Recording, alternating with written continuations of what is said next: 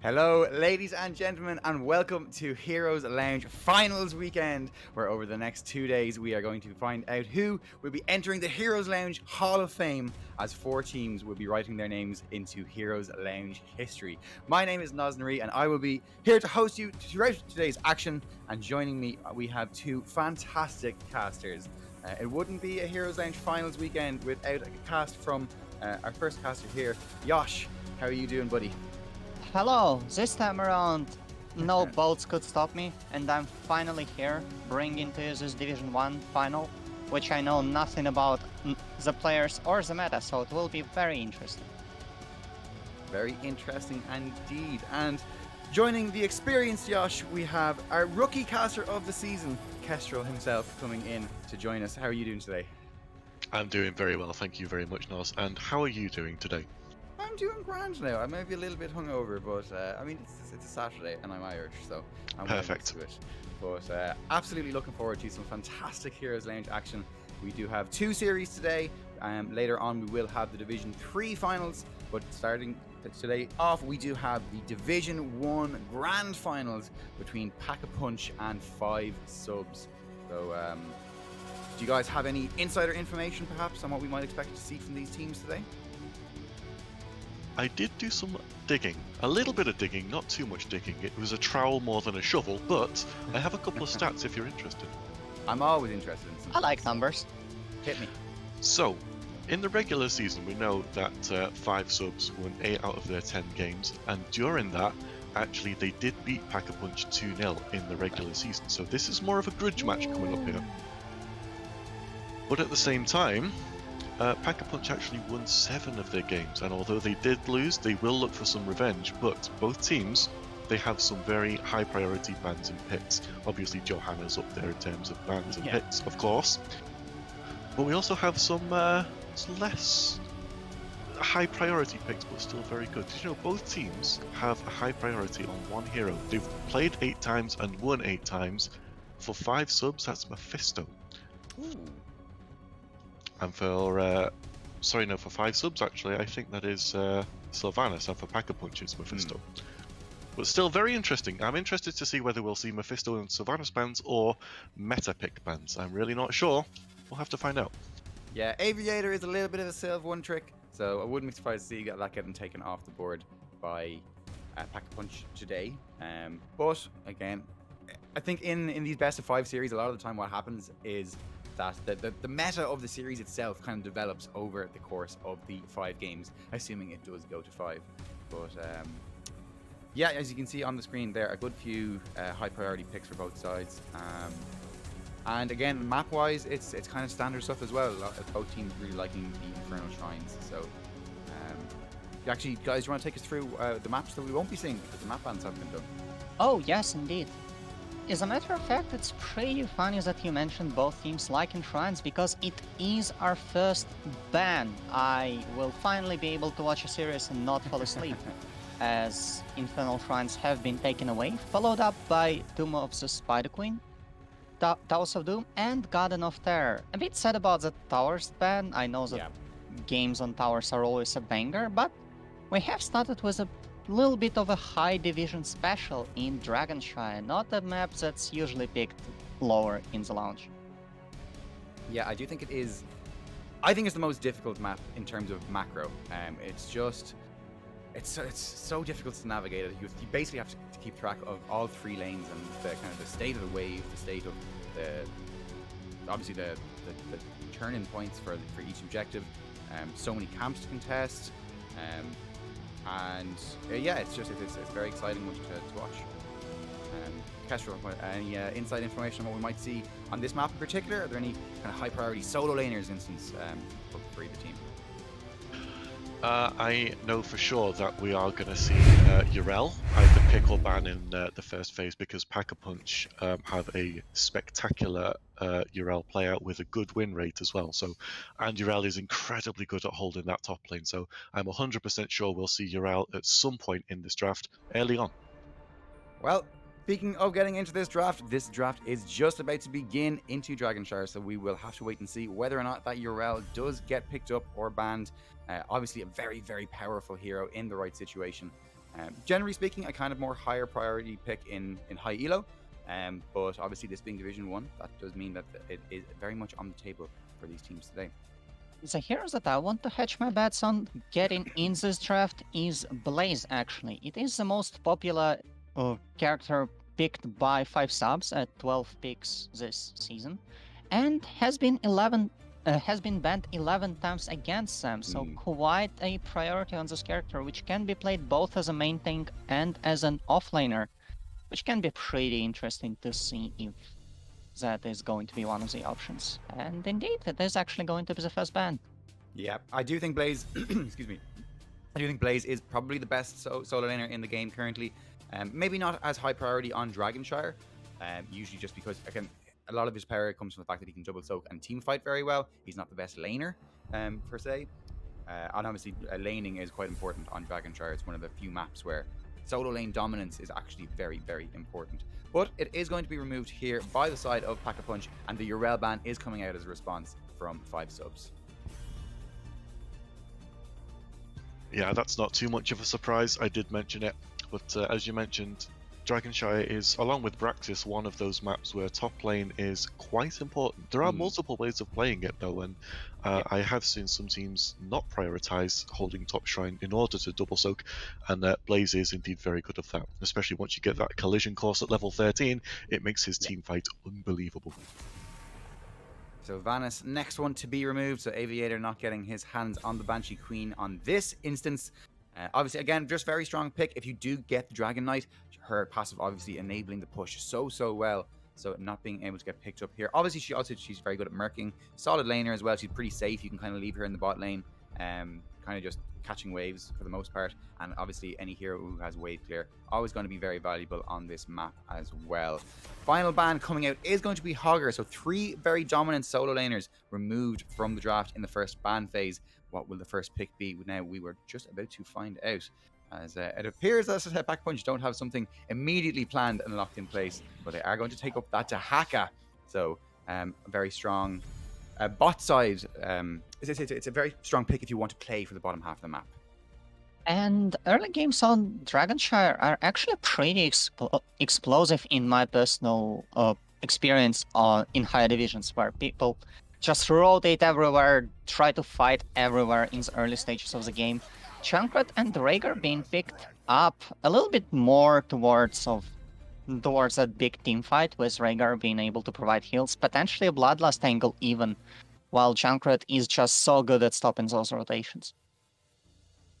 Yeah, Junkrat obviously very, very strong on this map. Has very good vision control with his trap and his boop mine thingy. So he's another one that you can kind of just leave in the bottom lane, let him catch waves, let him push. But Stitches and Mephisto coming out now for Pack-a-Punch. That's a pretty spicy double pickup, I would say, Kestrel. Wouldn't you agree? Oh, for sure. I think Stitches is an interesting one, and I half believe that might just be because you don't want the red team to pick up Stitches to go with that Junkrat.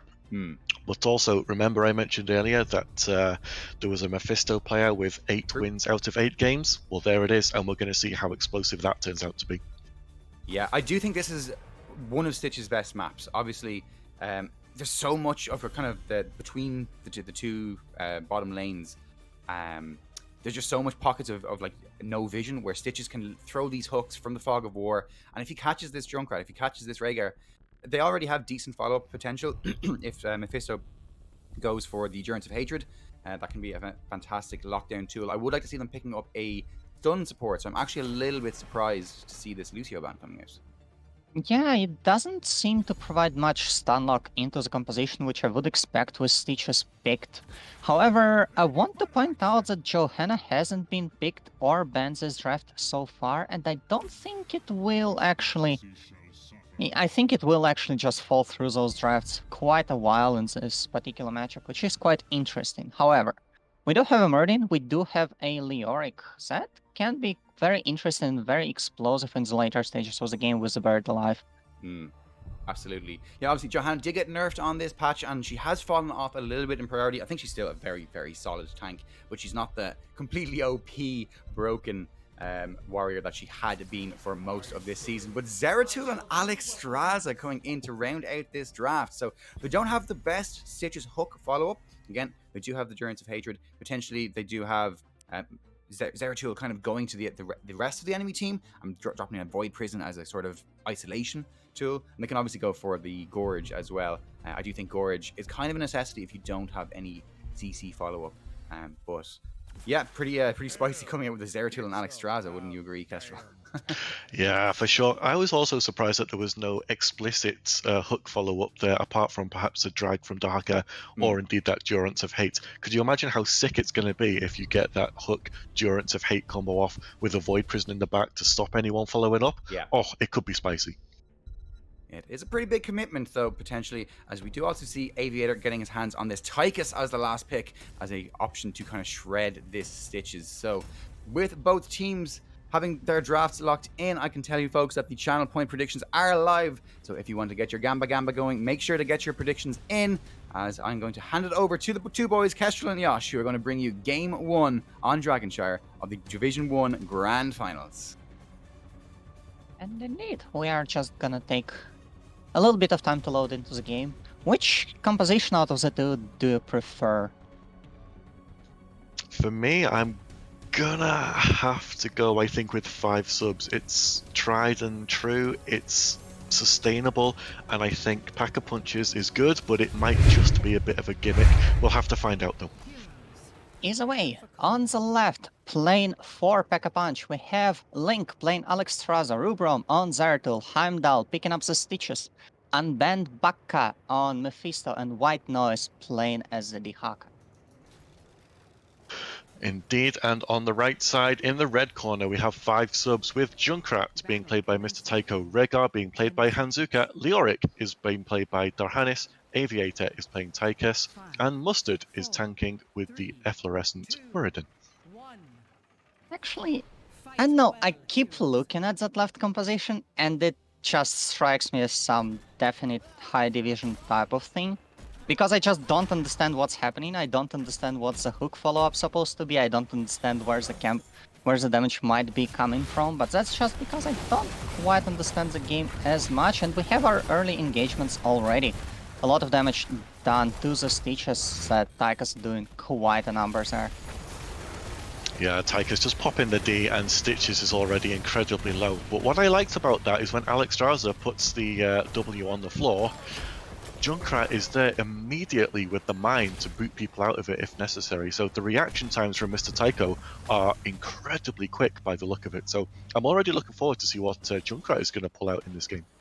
Yeah, those combos can potentially be spicy. The other spicy things that we might have missed in the draft discussion is that Alexstrasza Stitches combo, where eventually Alexstrasza will be starting to provide globes for Stitches, but it does take quite some time to stack up, and the early game might be a little bit off. However, both teams so far picking up those siege camps. The red team being slightly quicker in that regard, Leoric already in the mid lane rotating, so they can potentially try to force something, but choose not to. Better safe than sorry. For sure. And actually, just quickly going back to your comments on the regen globes, you're absolutely correct. And there is also another synergy there, in that Mephisto, taking Spite at level 4, will allow for an insane cooldown reduction from picking up globes. So it could very well be that once that Circle of Life quest is completed by Alexstrasza, Mephisto and Stitches will both benefit from this globe synergy. It's going to be incredibly high tank, and it's going to be incredibly high damage as a result. Ooh, that sounds quite spicy, but they do have quite a ways to go before they get those power spikes, and with the damage advantage, the red team was able to get their Bruiser Camp up early. Aviator is rotating up topside, and they are starting that push. You see 4 people top that early in the game. Just the type of thing you would expect from higher divisions, seeing the advantage and going for it immediately. However... Oh no, I'm sorry. That drag did not result in any... Not enough follow-up on things, as we might have pointed out.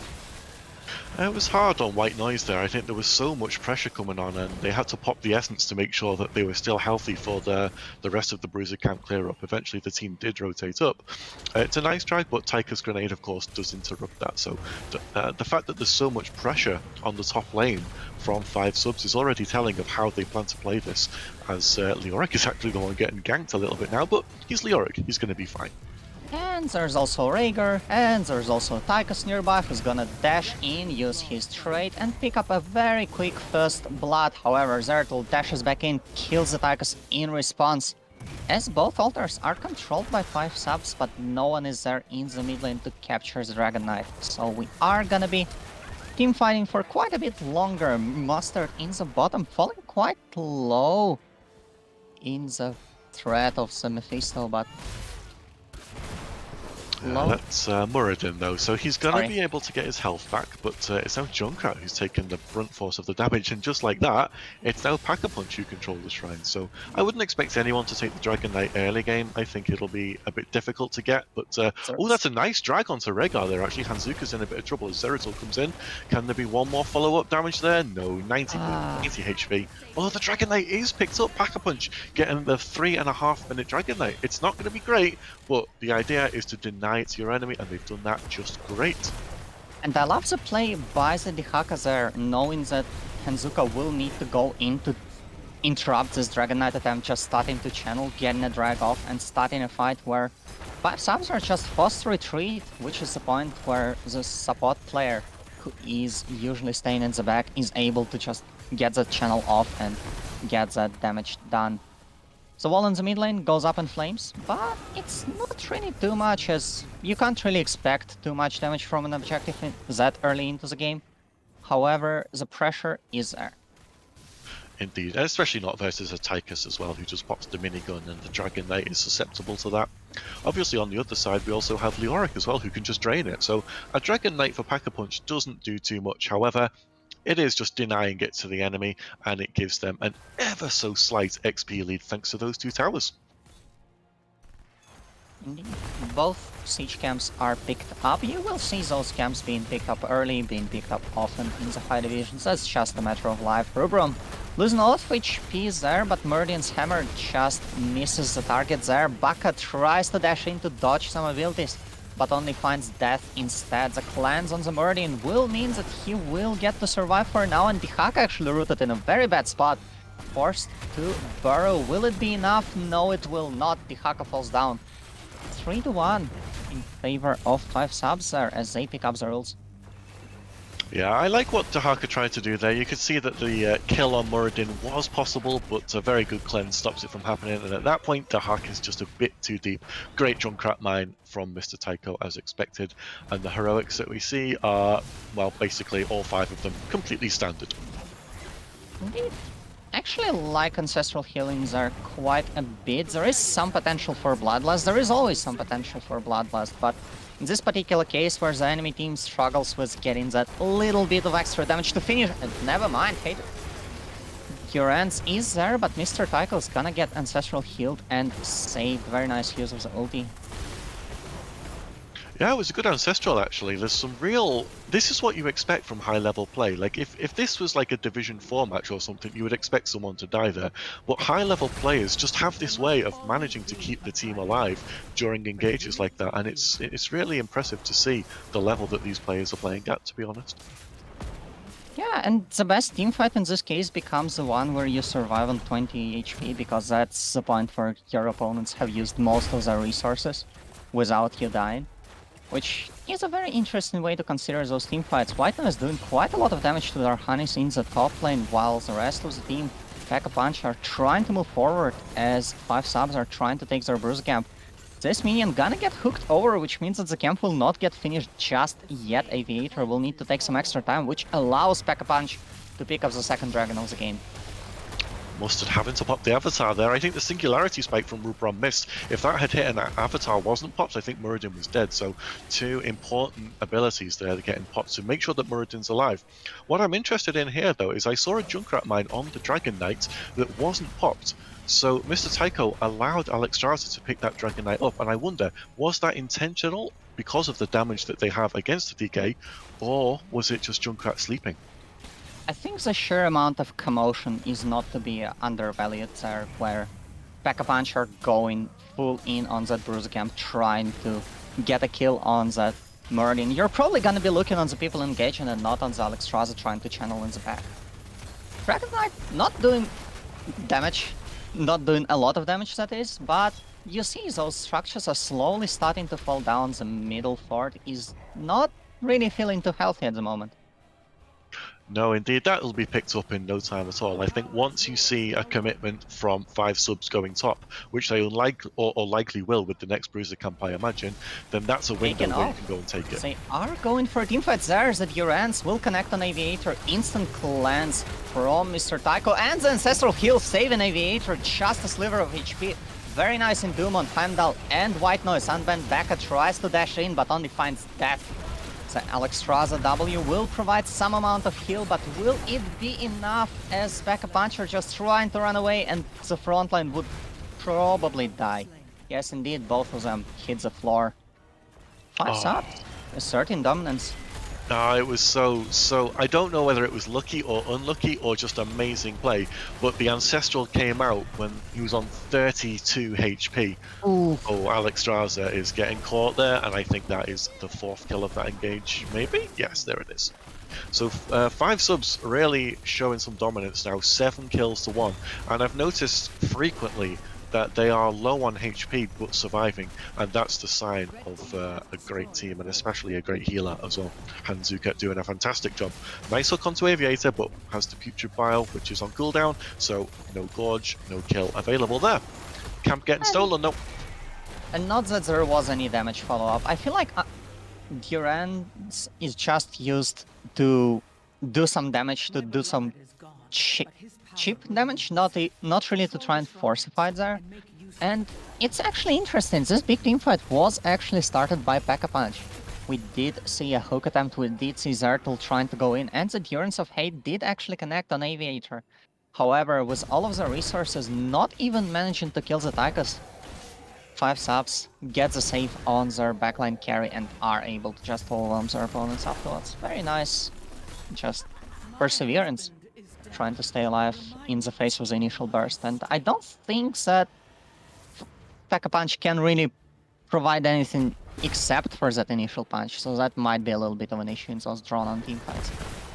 I see what you did there. That initial punch is indeed what Pack-a-Punch need, I think, which begs the question, what does the Stitches do in this composition, though? Because if it's meant to isolate someone, then you have to be able to blow them up quickly, but if they're not doing that, would a tank like Johanna have helped more? Oh, that's a big entomb there onto Unban Bakaka. And the Durance comes out, the Riptide is coming in. I don't think anything's going to happen here. Stitches is in the backline, railing some damage into Junkrat there, and it's actually, yeah, Mephisto who's in trouble, but the Lifebinder is going to keep him absolutely fine, and this is going to fizzle out a bit while Dahaka gets level 16, hopefully, in the bot lane. And the Durance doesn't actually do much. I think that's a little bit of a recurrent trend there. In those big teamfights, there's only one target that Durance usually hits. 5 subs doing a very great job just staying apart from each other, not getting hit by those big haymakers to start the teamfight off.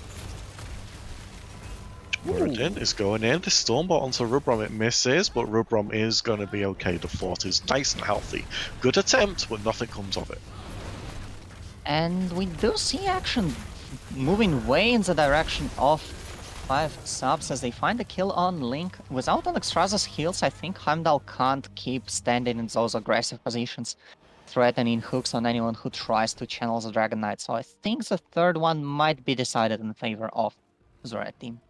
For sure, I can't see a world where they don't pick this up, but I want to go back to what Heimdall did when Alexstrasza was stuck in the entomb. Did you see the hook come out and it went through Alexstrasza as she tried to pop Dragon Form? I don't know if there's some interaction there, but the hook, the helping hand, didn't go through. And in the bot lane, Junkrat gets taken out by Zeratul, but Zeratul unfortunately goes down in response. Darhanis is getting quite low, hook misses. Yeah, it's just a 1-for-1. But they're going back in on Stitches actually. Muradin using the offensive Dwarf Toss to basically Dwarf Step into Stitches to, I assume, is that the the level 7 slow from Muradin. It is a heavy impact to make sure that Stitches can't get out of that. So 2 kills for 1 over to 5 subs in this very weird engage that was happening. Very aggressive, and Stitches is actually one of the more body blockable tanks. This is why Putrid Bile is the option chosen, because it just needs that extra movement speed to try and get out once you get out of position. And I think against a comp like that, you will be out of position more likely than you want. I think so, and of course Stitches has his activatable D. As this camp is getting invaded, I'm going to stop talking about activatable Ds, but yeah, Stitches can get some on-demand movement speed and... Mr. Tycho gonna start the channel. White Noise gets a drag off. Rubrum tries to dive in, but only eats a lot of explosives and blows up as a result. Who would have guessed? Endurance of Hate used on the Odin. Odin used very nicely here to cleanse the Tychus himself from those ultimates. And the Dragon Knight just gonna start doing damage. You see the first port already falling. Hanzuka losing a lot of HP there, and White Noise actually picks up the kill from the bush. Unbanned Baka trying to dance around, trying to provide the damage. Mephisto is actually doing quite a number there. 5 subs. Losing this teamfight quite solidly. Mustard trying to stay alive, and he being the only one not called the Dragon Knight. Yeah, that's I mean, sure, the Dragon Knight gets taken for 5 subs, but when you lose 3 heroes because you have your Junkrat not available to peel with those traps and concussion mines, then, well, yeah, your Dragon Knight doesn't get as much as you would like. So that's the power of the Pack-a-Punch Mephisto that I was mentioning. However, what I've noticed, though, is that Mephisto is not being played by Rubrom, who has played it 7 times this season. Nice hook attempt onto Mr. Tycho, but just a bit too early. And now Pack-a-Punch are able to get some licks in return, as that mid lane fort finally falls down. Heimdall try... There is an attempt to get him over the wall, but he just jumps on the other side of that structure, keeping the Stitches alive. Level 19 to level 19, we do have 36 stacks on the Stitches. Alexstrasza has finished stacking her quest, so those globes will start to add up in those teamfights. And the Bruce Camp is taken without really much opposition from 5 subs. Yeah, it's I think 5 subs are kind of just interested in their own side of the map at the moment. They might not be comfortable enforcing that level 20 advantage they have, given that Pack-a-Punch are very close to level 20 themselves, and indeed they do have it now. So maybe they just wanted to err on the side of caution. If you believe in your Buried Alive, if you believe in your Farseer's Blessing, then you can still do a lot of work. But don't forget, blue team is very powerful level 20s as well. Leoric thinking about stealing the camp, and is going to pay for it. Ooh, very nice play by Rubrom, just waiting until the camp is finished by the Leoric, and giving it up initially to gain back in the end, going back in, going on Darhanis, and getting that last dash to find the kill on the Leoric. We do have our level 20s in place. The next teamfight will be a very important one, as the next objective is spawning in 17-15 seconds. 16 minutes into the game, time to get some keeps down. Indeed, and I think if you're Pack-a-Punch, this is where you believe in your comp, because your level 20 comes online with Mimic, with Shadow Stride, with that Contagion. Really nice hook onto Hanzuka. Muradin goes in to get the slow. Rubrom is just dancing around with those bauble blades. Doesn't actually hit any backline, just Mustard here. Muradin still stays alive despite anything. Ancestral Healing on level 20 provides quite a bit of heal. However, Aviator gets hooked, and being in an Odin already can't necessarily cleanse himself. Rubrum tries to dash in. There's the first kill of the fight. Tychus finally falls down. Those Riptide resets, however, the kill on the Zeratul in response, and that's actually the only one so far. And Bent Baka finally gets dropped as well, and that is not the fight I expected them to win, I'll be honest. It started out so good, didn't it? Getting the kill onto Tychus was phenomenal. The hook that started it all was excellent. But then they just allowed Junkrat, because they're fighting in this choke point near the camp, and Junkrat is just start your engines again, start your engines for a 3rd time. So many Riptides, and the blue team just could not handle the sheer damage that was coming out from it. And because both of your damage dealers are melee range, and you know, you also have the Haka who also needs to be close. You have Alexstrasza, who incentivizes the team to be close together to get those W heals. The Riptide just gets a lot of AoE value out of playing against this team. Yeah, normally Junkrat would take a cannonball, I think, at level 20, but when you're going to get that much value from your extra oomph, then yeah, you can't question that talent pickup, to be honest. And we do have the teamfight winner picking up the Dragon Knight, doing quite a bit of damage in the mid lane, going to the bot lane right now. Merdin is in the Dragon Knight. I think the Dragon Knight is probably the best one if an eventual teamfight breaks out, because Dragon Knight is kind of a tank on its own. Unfortunately, there's an Entomb that misses, so that might be a chance for Pack-a-Punch to start things over here. Dragon Knight finally gets killed. Durance used on the Leoric, who loses a lot of HP due to the Mimic and the Rubrum.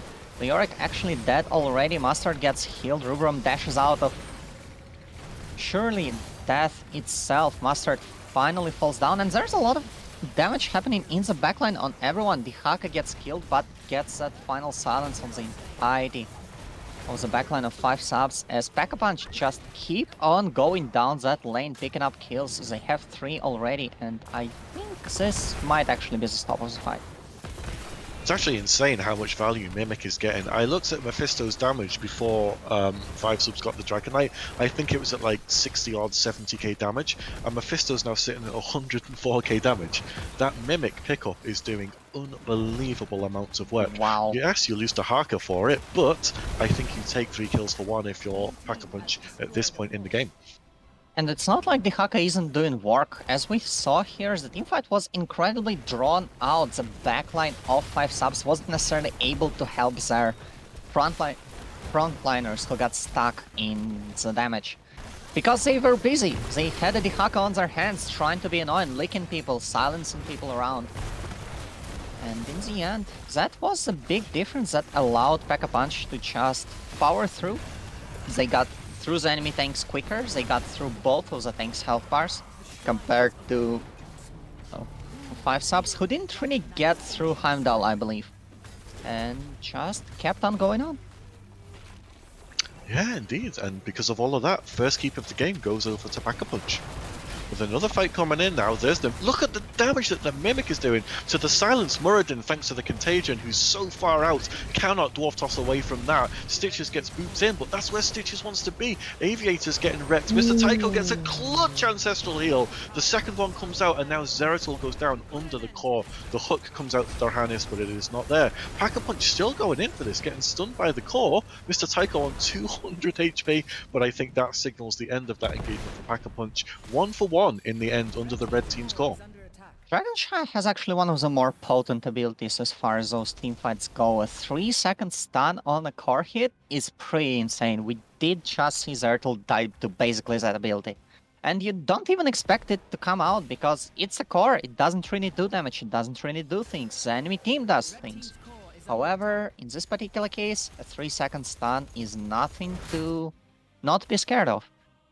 No, that's one of the things that I think bot lane is so important because of the camps, but you also want those camps to help you take down the core, not just the keeps, because of that exact mechanic. If you look at, say, Tomb of the Spider Queen, it slows you a little bit and does 2% of your health as damage. That's nothing.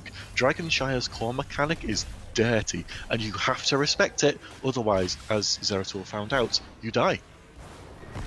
Indeed. Both teams having a little bit of free time, which means that camps are in session. Both bruisers are marching down the top lane. However, Pack-a-Punch have a solid lead now after taking down the keep and getting a lot of mercs marching down bottom lane. Mr. Tycho has to stay back to just defend all of them, allowing the blue team to get control of both shrines and maybe start something in the mid lane, who knows. Yeah, they will see now that the channel in the bot lane has happened, and that is the clutch moment for them to go in. And the Look Durance at of Loric's Hate damage. trying to predict the E. I love this idea. Unfortunately, it fails, and Rubrum trying to jump in just gets buried alive immediately.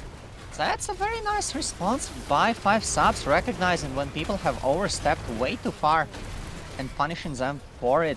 However, the damage trade is still a little bit in favor of Pack-a-Punch if we don't count the dead guy. Heimdall, however, stuck a little bit out of position there. I don't think Stitches can bail himself out.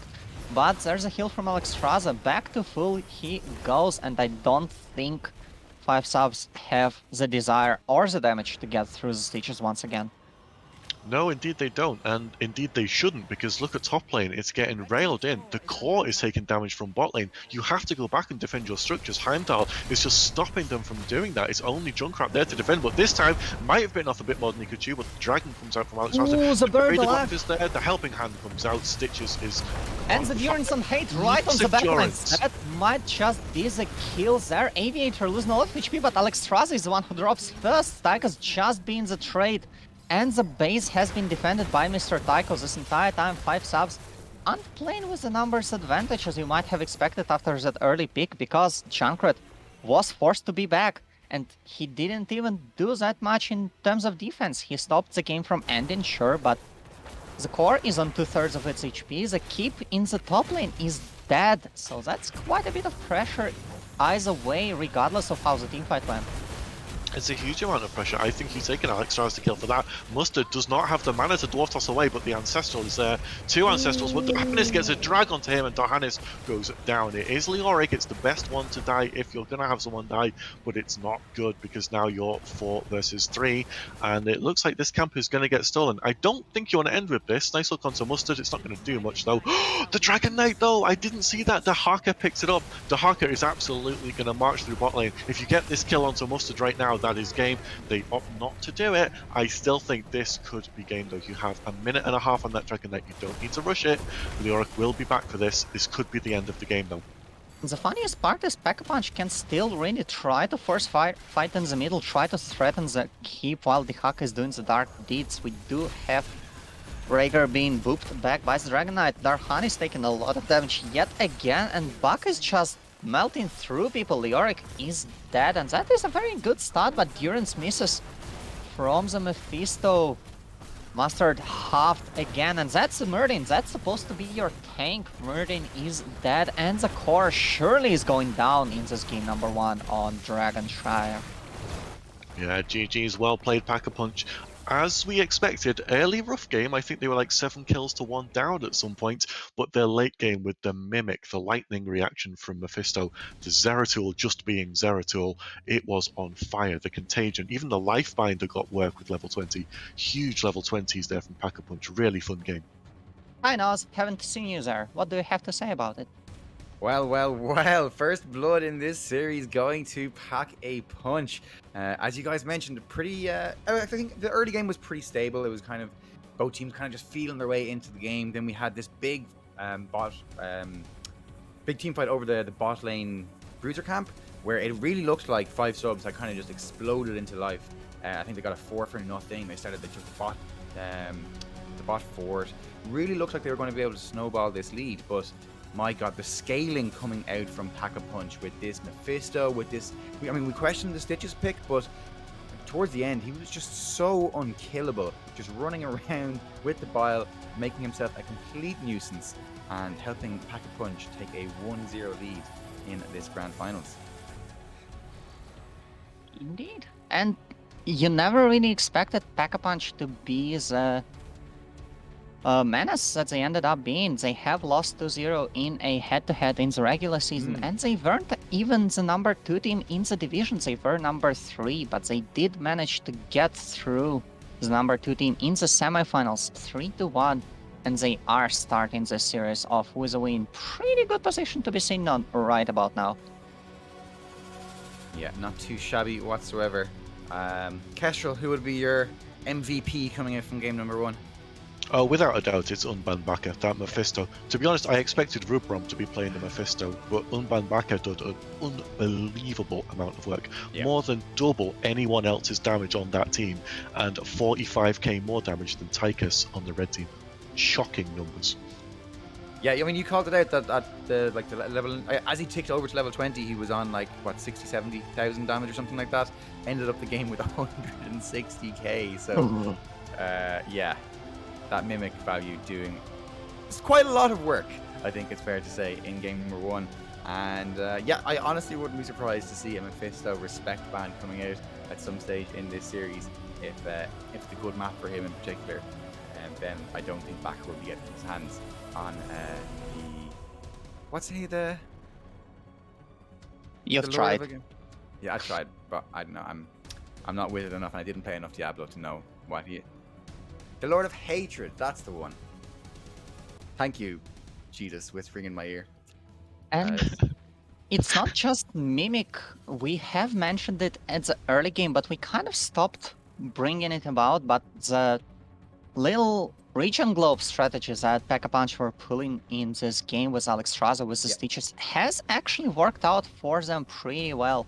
We did see the Stitches going up to 67, 68, I believe, even stacks of the passive, which means that both he gets HP. We did see Mephisto getting a lot of damage out of his level 4 or Yeah. mana. I don't know what the hell he does, I'm sorry. And yeah, the only option for 5 subs is just to try and get the series back together now, as they do get the choice between first pick and map pick. What did they actually go for? So it looks like first pick was the choice for 5 subs. So they are going to have priority in the draft, but in terms of the map pick, Pack-a-Punch have opted to take us to a Battlefield of Eternity for game number 2. Always a fun one to cast. There's so much team fighting, so much skirmishing, very little in terms of macro and laning. It is very much a map which is mostly determined by how well can you fight. Obviously, there are some macro things you can do, catching side waves during an objective, pushing out a wave here and there if you can, timing your camps correctly, maybe opting to give up the objective in order to push somewhere else. These sort of things always are options, of course, but for the most part, it is usually coming down to who team fights better. So we'll be very interested to see as well which direction these teams take in the draft, whether or not they want to prioritize race. This is like the one map, I think, where it's fair to say where you draft specifically for the objective. There isn't really any other map where that's the case, but Battlefield of Eternity is an option if you want to go down that route, but you can also just go for team fights as well. So it'll be interesting to see what kind of heroes do you enjoy seeing on this map, guys? Well, for me, here's the thing. I used to love Greymane, and I know Greymane is not super meta at the moment, but I think if you're gonna have, you know, like a Urel or a Blaze or a Johanna or a 68 Regen Globe Stitches, then I think Greymane is a massive option for both race and front to back tank burst. So I'd like to see a bit of Greymane there, but I think and more suspect you're going to see picks like Vala, Li Ming. Those are going to be the priorities, I would imagine. But these players are better than me. They know better than me. So we'll have to see what they do. What do you think, Nils? I agree. I would love to see the Greymane. Sorry. Greymane actually is a potential option there. Pack-a-Punch do have Greymane as their third most picked character in the regular season with 9 picks for themselves. So that might be an option. And the second one is Irel. The second one is Ming. The first one being, of course, Irel. So both of those can be quite interesting to see. That just draft for the objective, just race it down and go for it. Really. Yeah. Do expect to see the Sylvanas ban coming out from Pack-a-Punch again. Obviously, one of Sylv's best maps. She has pretty good race, really good push, obviously, if you win the objective, so can be very, very strong in that sense. And it is very much a comfort pick for 5 subs. We do expect to see that getting banned out again. In terms of like the picks from game 1, I don't think there's any real like priority bans of like respect bans. I don't think it's the best map for Mephisto. He just doesn't really provide anything in race. He can be pretty good in the defense of the... If you want to let the enemy team kind of come and they're trying to race and you just to defend your objective. Obviously, Journeys of Hatred, very, very powerful in that sort of area where if you can like land it with a boss, with the stun from the objective, it can do a lot of work. But we are going to get into this draft for game number 2 between Pack-a-Punch and 5 subs. Battlefield of Eternity will be our playground for game number 2. So let's see where the teams want to take us for in terms of hits. And we do have 5 subs starting us off. I think that there are still quite a few amount of fair options on the table. Irel is gonna get a repeat ban from game number 1, I believe. Blaze is also gonna get repeat banned. I don't think there's a lot of reason to change something that I think works because the composition from Pack-a-Punch was a bit weird in game number 1, and I think that 5 subs might just be happier with their comp out of game 1, so they don't really need to ban anything more. They don't need to change too much, they just might have misplayed it. Hanzo ban coming out for Pack-a-Punch here, so no chance to get Mr. Pew Pew for the side of 5 subs. Obviously, fantastic hero on this map. Really, really good race. Up there is the best race in the game. I'm not sure if he's still the best race in the game. I know he was for a long time with going the W build. Obviously, that was still a fantastic race. And again, really good team fighter. Very good vision control as well with his E, so always a very good pick. And Chen coming out as a ban for 5 subs. So again, a bit of a priority on the top lane focus for 5 subs in these early bans. I'll be honest, I wasn't expecting that. Now, I know Chen is a good hero. He's actually a really good hero. If you can play Chen, he is lethal. But I wasn't expecting it in the first ban phase. That's strange to me. So there must be a really good Chen player on Pack-a-Punch, and they've identified, perhaps from the regular seasonal scrims, that is a hero to watch out for on this particular map. But it's a strange one. Blaze, though, however, is not a strange one. It's Blaze. And that's even more interesting. We don't actually have Chen in the top 5 either being picked by Pack-a-Punch or being banned against them. So there's not a lot of reason to perceive that Chen might be one of their strengths besides some, I guess, out of launch experience. Li Ming being the first pick picked by Aviator. Notably not Sylvanas. That is actually interesting. You have described him as a little bit of a one trick. That might not be the case. Vala and Anub'arak coming out though for Pack-a-Punch. Obviously, the Anub'arak Li Ming matchup is kind of funny where they both sort of counter each other. Obviously, Anub'arak spawning the beetles can be very, very annoying for Li Ming. Just the fact that he has so much raw ability, magic shields, also very annoying for Li Ming. But at the same time, Disintegrate does absolutely destroy Cocoon, so is a fantastic response in that sense. And Vala, obviously, with her Q build, again, one of the best racers in the game. So fantastic pickup on the map. Hogger and Muradin, though, coming out to round out the first half of this draft. As we do have the betting online, folks. So if you like what either of these teams are showing so far, make sure to get your points in and get the Gamba going. I think Hogger was actually the third ban from Pack-a-Punch in game number 1, so picking up an option that's now open before they get a chance to ban it out. I like it.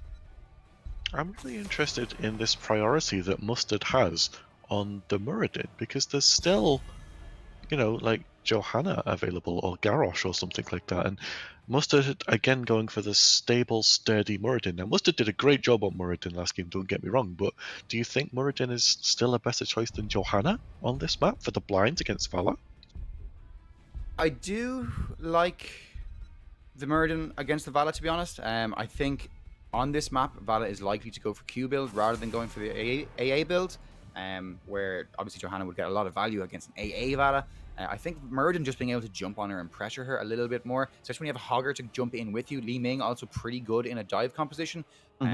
Likewise, also Li Ming doesn't really like having Johanna as her main tank. Li Ming wants someone who has like reliable stun setup for her combo. So I do like the Muradin a bit more than the Jojo here. And I don't think Johanna is actually a thing that's played by 5 subs. In fact, Johanna is actually their most banned hero. They banned it 11 times. Pack-a-Punch haven't seen that much Johanna play either, but they've got 15 Johanna bans against them. So if one of those two teams was likely to pick a Johanna, I would expect it to be Pack-a-Punch, but with Johanna seemingly evading the draft again, I think it's just not a priority in this series. So Malfurion and Maiev coming out on the one side, and then Anduin and Greymane. So 5 subs really committing to this dive composition, now having the Light Bomb to jump in with Muradin and a Greymane to follow up. That is some serious pressure onto the backline. But Maiev and Malfurion both actually pretty decent into dive compositions. Obviously, Malfurion can take the Twilight Dream on level 10, which really can shut down a dive comp. Maybe not so much into the Greymane, who doesn't really care about his spells going on cooldown, but Maiev obviously fantastic with either of her ultimates as well at dissuading dive, and we do have Dehaka coming in to round out this draft. So again, both teams have been displayed. So if you would like either draft more, folks, make sure to get your points in. Either of you favor either draft here? I definitely have a favorite draft here. As much as I mentioned, I love Greymane. Greymane's like my favorite hero in the game, but my guilty pleasure is a good Maiev player. I cannot say no to someone who can play Maiev, and given how well I saw Unbound Baka playing Mephisto, I have a suspicion we're going to see some really good Maiev gameplay here, and I just can't say no to that. I mean, I think that the 5 subs composition is once again a little bit more standard, as in more according to the way things are working down in the lower divisions of launch. So it is just it just hits a little bit closer to home. You've got your engage, you've got your follow-up, you've got your offlaner, everything is straight up, there's not too many weird things, while Maiev is usually placed into a bucket of more weird characters. Either way, let us begin this game. Sorry, Noz, we have cut you off a little bit. On the left side, for Pack-a-Punch, we do have Link playing the Malfurion, Robrom on the Vala, Heimdall picking up the Anubarak, White Noise playing the Dehaka again, and Unbanned Baka showing us his best Maiev impression. And in the red corner, it is 5 subs once again with Mustard playing Muradin. Darhanis in the top lane, it will be on Hogger. Hanzuka is on Anduin this time, Mr. Tycho playing Greymane, and Aviator will be throwing arcane magic all over the place with that Leeming. Now, one of the things that I see a lot on Battlefield of Eternity is one of the sides just tends to send their damage dealer up top early on to pick up the camp. Would there be any side in particular that you would like to see attempt this play, and if not, why so? Well, I mean, Greymane probably has the best camp clear at this point in the game, I think, unless... Did we have a Nish's Memento? No, we don't. So I think Greymane, obviously, if Greymane goes up top and takes that camp, and by the way, looking at top, Dehaka is getting bullied by Hogger up there, so Dehaka's got to be a bit careful. But yeah, I think Greymane of all people would be best to go and steal a camp. But yeah, it looks like Greymane is on the way to do just that. Meanwhile, Pack-a-Punch taking the initiative in the bot lane as expected, them now having the numbers advantage, and immediately starting to rotate for the bottom camp, realizing that their opponents don't have the numbers to really attempt things as Dehaka scouts out the objective. And yeah, of course Dehaka is gonna get bullied in the top lane, but that's what 5 subs were drafting for. They did ban a lot of offlaners, and they did pick Hogger while they could, so obviously they think it's a very good matchup against whatever Pack-a-Punch can bring. Well, indeed. I mean, Pack-a-Punch left Dehaka until the 5th and final pick for them. So, oh, look at that nice drag onto Darhanis. I think Darhanis has gone down to tower shots. Yes, first blood going over to Pack-a-Punch there. So, to be honest, that is a surprise. Maiev, I wasn't expecting that, and I don't think 5 subs might have been expecting that either.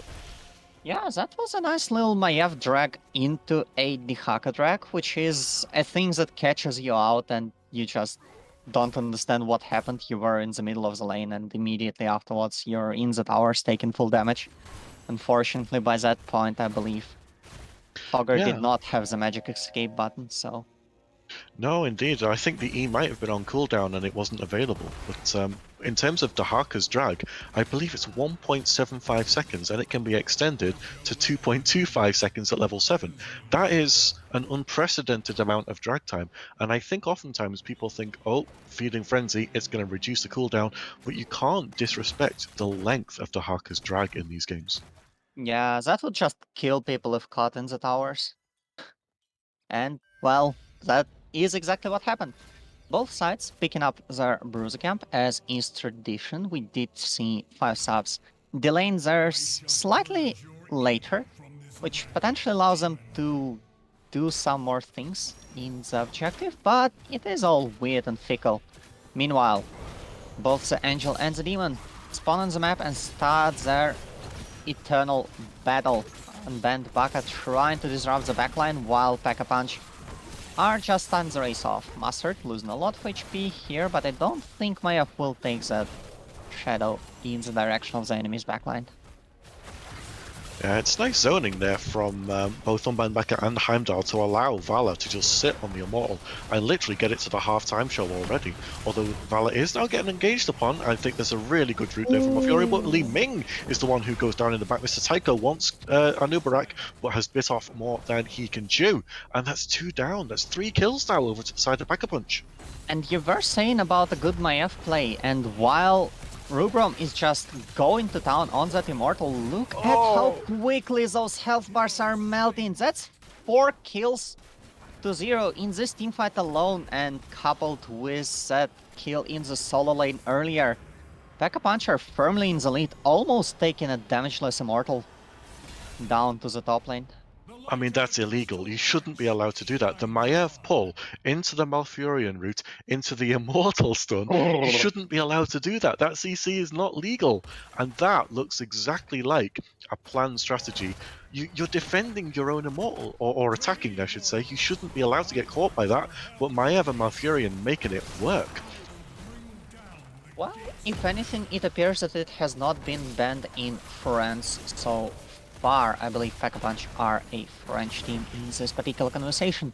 We do have the Immortal attacking, not a lot of damage for a full HP Immortal, but it is also the first Immortal, so not much to expect here. However, the fort probably still falls down, which is quite good progress for the team in blue. Master gonna get tethered here, the roots are coming out, but Unbound Baka actually gonna get rooted by the Anduin himself and gonna have to jump out. Can't really take the hit anymore. No, honestly, I think that is more than you expect from a 4.5, 5 minute Immortal in this game. You don't normally get, unless you have a Sylvanas on your team, an entire fort wall and the whole fort from the first Immortal. So unbelievable showing there from Pack-a-Punch. They're really making the most of this composition that they seem to have drafted specifically for this. And going immediately to the top camp while their opponents are just stuck defending the Immortal, are stuck just not quite understand what the hell is happening. Level 9 to level 8, those level 10 power spikes are coming in soon, and with both teams rotating to the bot lane, I think another team fight might be in the cards.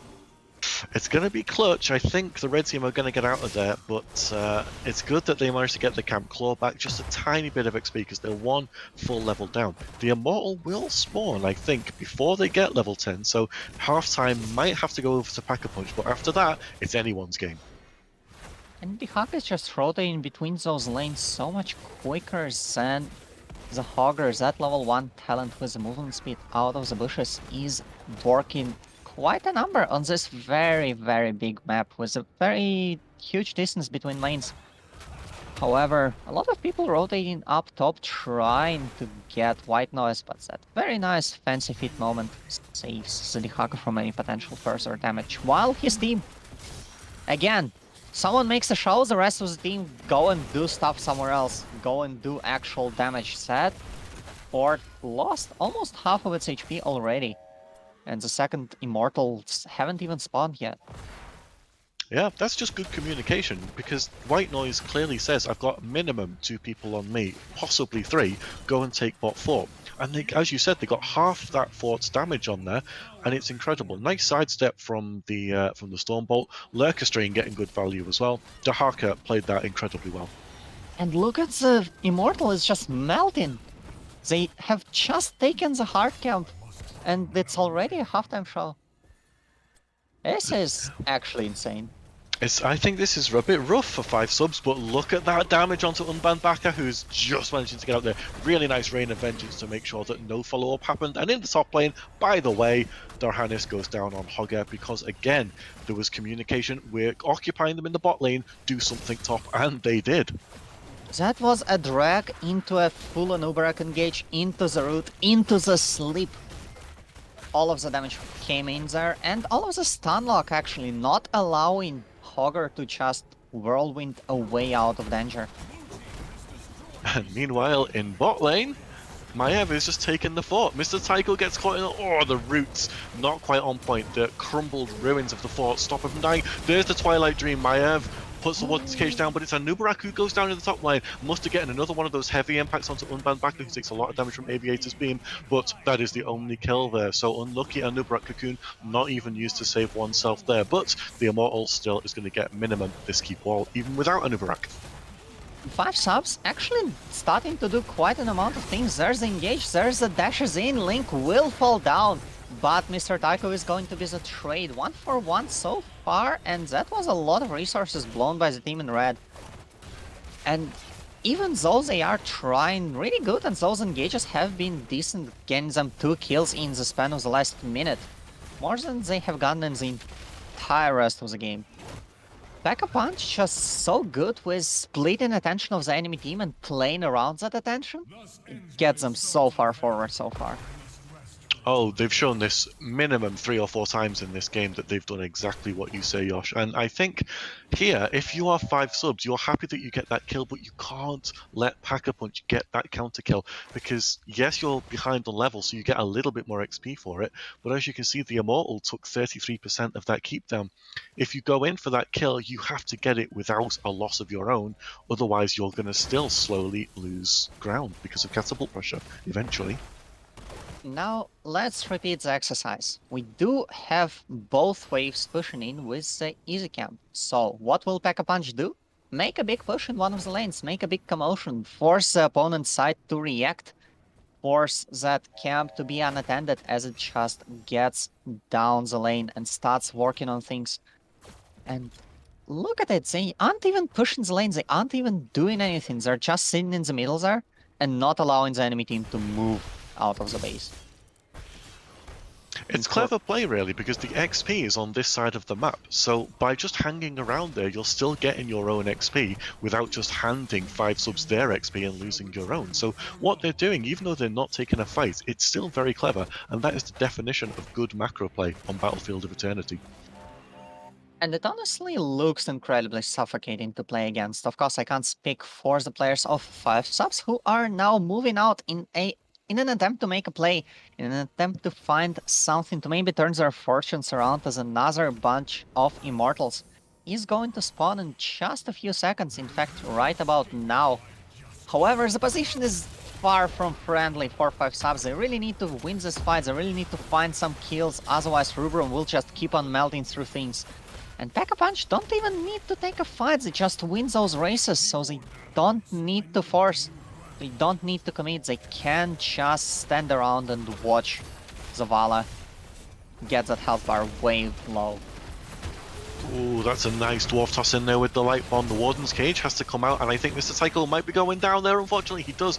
Mustard trying to take the brunt of it, gets stunned. The drag is on point, jumps out on 300 HP, and is going to be hopefully fine. No, Valor! Rubron with the Q. Unbound Backer on 100 HP goes down to the Hogger Spin when the Warden's Vault has ended. Darhanis is getting chased down. Is there a route on the ground from Link available? Might not even be needed because Q build Valor, by the way. And the engagement Zavala to Aviator might be in a very big trouble, but the E misses just a little bit offensive hit to save himself. However, the damage is done, and honestly, with those compositions, it looks to me like the teams that engages will lose, just because both teams have some incredible peel options to use on the one person who's going in.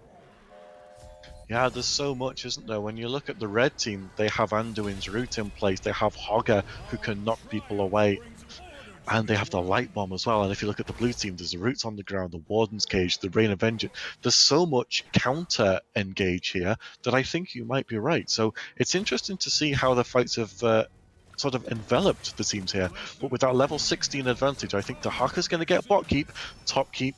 I don't know what's going to happen. Do you think they'll get this top keep with that massive shield?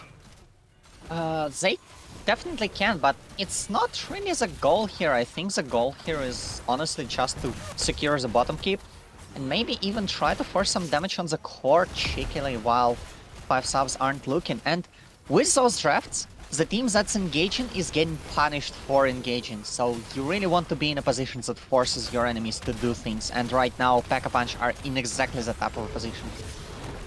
5 subs need to do something, but they can't really because of the comp. That Warden's Cage just stopped the light bomb combination from going off, and I feel like that might be almost game even. Yeah, I'm so glad you noticed that. The Warden's Cage was so good to prevent the Mustard jumping in to get that light bomb. The Immortal is railing the core. The shield not quite gone yet. Huge Cursed Bullet onto White Noise, but the Essence has popped to make sure that that gets healed up. Li Ming is in the cocoon. The Immortal has hit the core. It is going down a little bit, but it looks like that is enough for Pack-a-Punch. And now they can counter-engage because all of the resources have been exhausted. Now the team that gets engaged actually gets to get an engage instead of getting stunned in the face. So they get a kill, they are trying to chase 4 things. Will they be able to catch anything? Doesn't look like it, but at least they get a camp. At least they get something here to recuperate for their losses in the last 14 minutes of the game. Honestly, it all has been pain for 5 subs and they're finally getting something done. Yeah, it's been rough, honestly, and now they have no keeps left because Dahaka just walked in, pressed W and killed that one. So you have triple catapult pressure in both lanes. You're 1.5 levels down. You've got to do something. Dahaka gets another drag onto Darhanis, but the Unstoppable is going to go through the roof, but the bounce back! Unfortunately, the geometry was not simple, and Darhanis goes down. And of course they are going for fights. The bottom lane is pushing. There's a catapult down there doing damage, unfortunately, not to the core, but to that little mid tower that is there for, I don't know, to be there. The jump, However, the dwarf toss onto Malfurion was so good, but unfortunately the follow-up was not there because it was over a wall, and now Meng is in so much trouble. and yeah, once again, the red team engages and the counter engage is there. There's an immediate cocoon on Aviator, stopping the backline from doing any damage to the blue team because they have to break the cocoon. And with the cocoon broken, you have a follow-up on Aviator, force it, everyone to try and save him. In the meantime, the Meridian that went in is now in a very, very deep pool of trouble, being stuck here with the backline of the blue team that's attacking him the entire time, with someone out of the front line just continuing to stunlock him into the ground. And once again, the team engagement just gets punished for it, and because 5 subs need to engage to do something, it just keeps snowballing out of control. And the Immortal position was so favourable for Pack-a-Punch there. Having the aggressive Immortal phase makes sure that while Muradin is dead, they can't defend it. So this is the only opportunity. If you just let them take this Immortal, that's game. You can't let them do this. You have to fight now before the level 20 comes in for Pack-a-Punch, and they want to do just that. And Pack-a-Punch don't want to fight at all. They just go back. They are fine with going back. They have those camps in the bot lane pushing in, so every second that 5 subs spent here in the middle of the map not doing anything is a second that they are losing on the core HP. And they can also get engaged on. Greymane gets blown up, Enduin gets blown up, and I feel like that just might be game in of itself. Mustard trying to get out, Aviator trying to B-step on Heimdall. I don't know what's happening over here, but Li Ming is going to die, as is the Meridian, which means that they will get a very easy finish on the Immortal and a very, very easy finish on the game itself. Even the mid tower can't contend with the pressure. Indeed, the Khazra camp do not like that mid tower. That has to go down. Darhanis spins to win, but unfortunately there's nothing you can do as a lone hogger here. Absolutely dominant. Look at the map, every single thing is blue. Huge game number 2 from Pack-a-Punch. GG, well played. If anything, you know, that catapult has got the spirit. On Battlefield of Eternity, the only thing you need to push down is that mid lane. Either way, Noz, welcome back. How do you feel about this one? Pretty dominant display coming out from Pack-a-Punch as they take a 2-0 lead in this series. I have to say, their draft was just so perfect at shutting down this dive composition coming out from 5 subs. And a dive comp is so difficult to play when you are behind. You need to play aggressive as a dive comp. But if you're behind on XP, if you're behind on levels, you're behind on talents, it just makes it so difficult to play the game. And we saw that Pack-a-Punch were able to shut them down so well. The Maiev pick and the Malfurion picks in particular, just so good at shutting down this dive composition. And then it meant that Valla was pretty safe. Didn't die a single time this game, and was obviously dealing some crazy damage to both the Immortals and the enemy team. Did top the damage charts on this game with 55,000 damage, which was 20,000 more than Mr. Tycho managed on the Greymane, being the highest damage dealer for 5 subs. So Yeah, I think it was a fantastic draft coming out from them, executed brilliantly, and they've put themselves onto match point now, championship point even, as we make our way towards Game 3 of this series. Yeah, it's an unbelievable showing. I think MVP is hard for this one because it's a toss-up between Unban Baka again and Link, because Link's follow-up routes to everything that Maiev did, and indeed everything that Anubarak or Dahaka did, were mostly on point. So I think for me, I'm going to give it to the healer this time. Always thank your healer, as Muradin would say. Link is my MVP for that game for sure. Would you agree, Yosh? I mean, I don't necessarily look at who can be the MVP rather than just watching the action unfold, and the action from Pack-a-Punch has been excellent. We have seen it on Dragonshy. They have been playing around the tension, which allowed them to get those two first dragons for themselves, and now they just were able to pick a composition that took it to an absolute degree. You've got a composition that can get advantage in the early game, and after that, because you have so much pressure against anyone who engages, the enemy team can't really do anything. They are either forced to sit around and wait for a good moment, allowing your minions, your camps to push in and chip the structures, chip the core down. Or you try and take a fight and you just get overwhelmed by all of the things that Pack-a-Punch have brought up in this game number 2. For sure. I mean, let's not sort of how you say, isolate anybody, because quite frankly, all 5 players of Pack-a-Punch were, MVP in that game, because all of them played incredibly well. But I think I just like to see Malfurions get the love they deserve against anti-dive comps, because when you can dive against a Malfurion and you stop anyone dying, I really like that Malfurion play. But indeed, all 5 of them incredible. But what I'd love to see now is all 5 of 5 subs coming back and saying, you know what, I don't want to go out 3-0 in the grand final of Division 1. I want to put up a fight. I want to punch back Pack-a-Punch. And I think this game, well, I won't say where we're going just yet. Maybe you want to explain that, but I think this could be an interesting one. Well, they will have to pick first pick again. I think that it's actually an interesting option for the team. Once you're down 0-2, it means that the things that you have been working around don't quite work, and if you have been going for first pick, maybe you should switch it up and just go for a comfort map for yourself. But in this particular case, first pick is going to be the option, and the map we are gonna go to is Volsky Foundry. So I'll just look out the window and commentate the action from over here. Yeah, Volsky Foundry is indeed going to be our map for game number 3.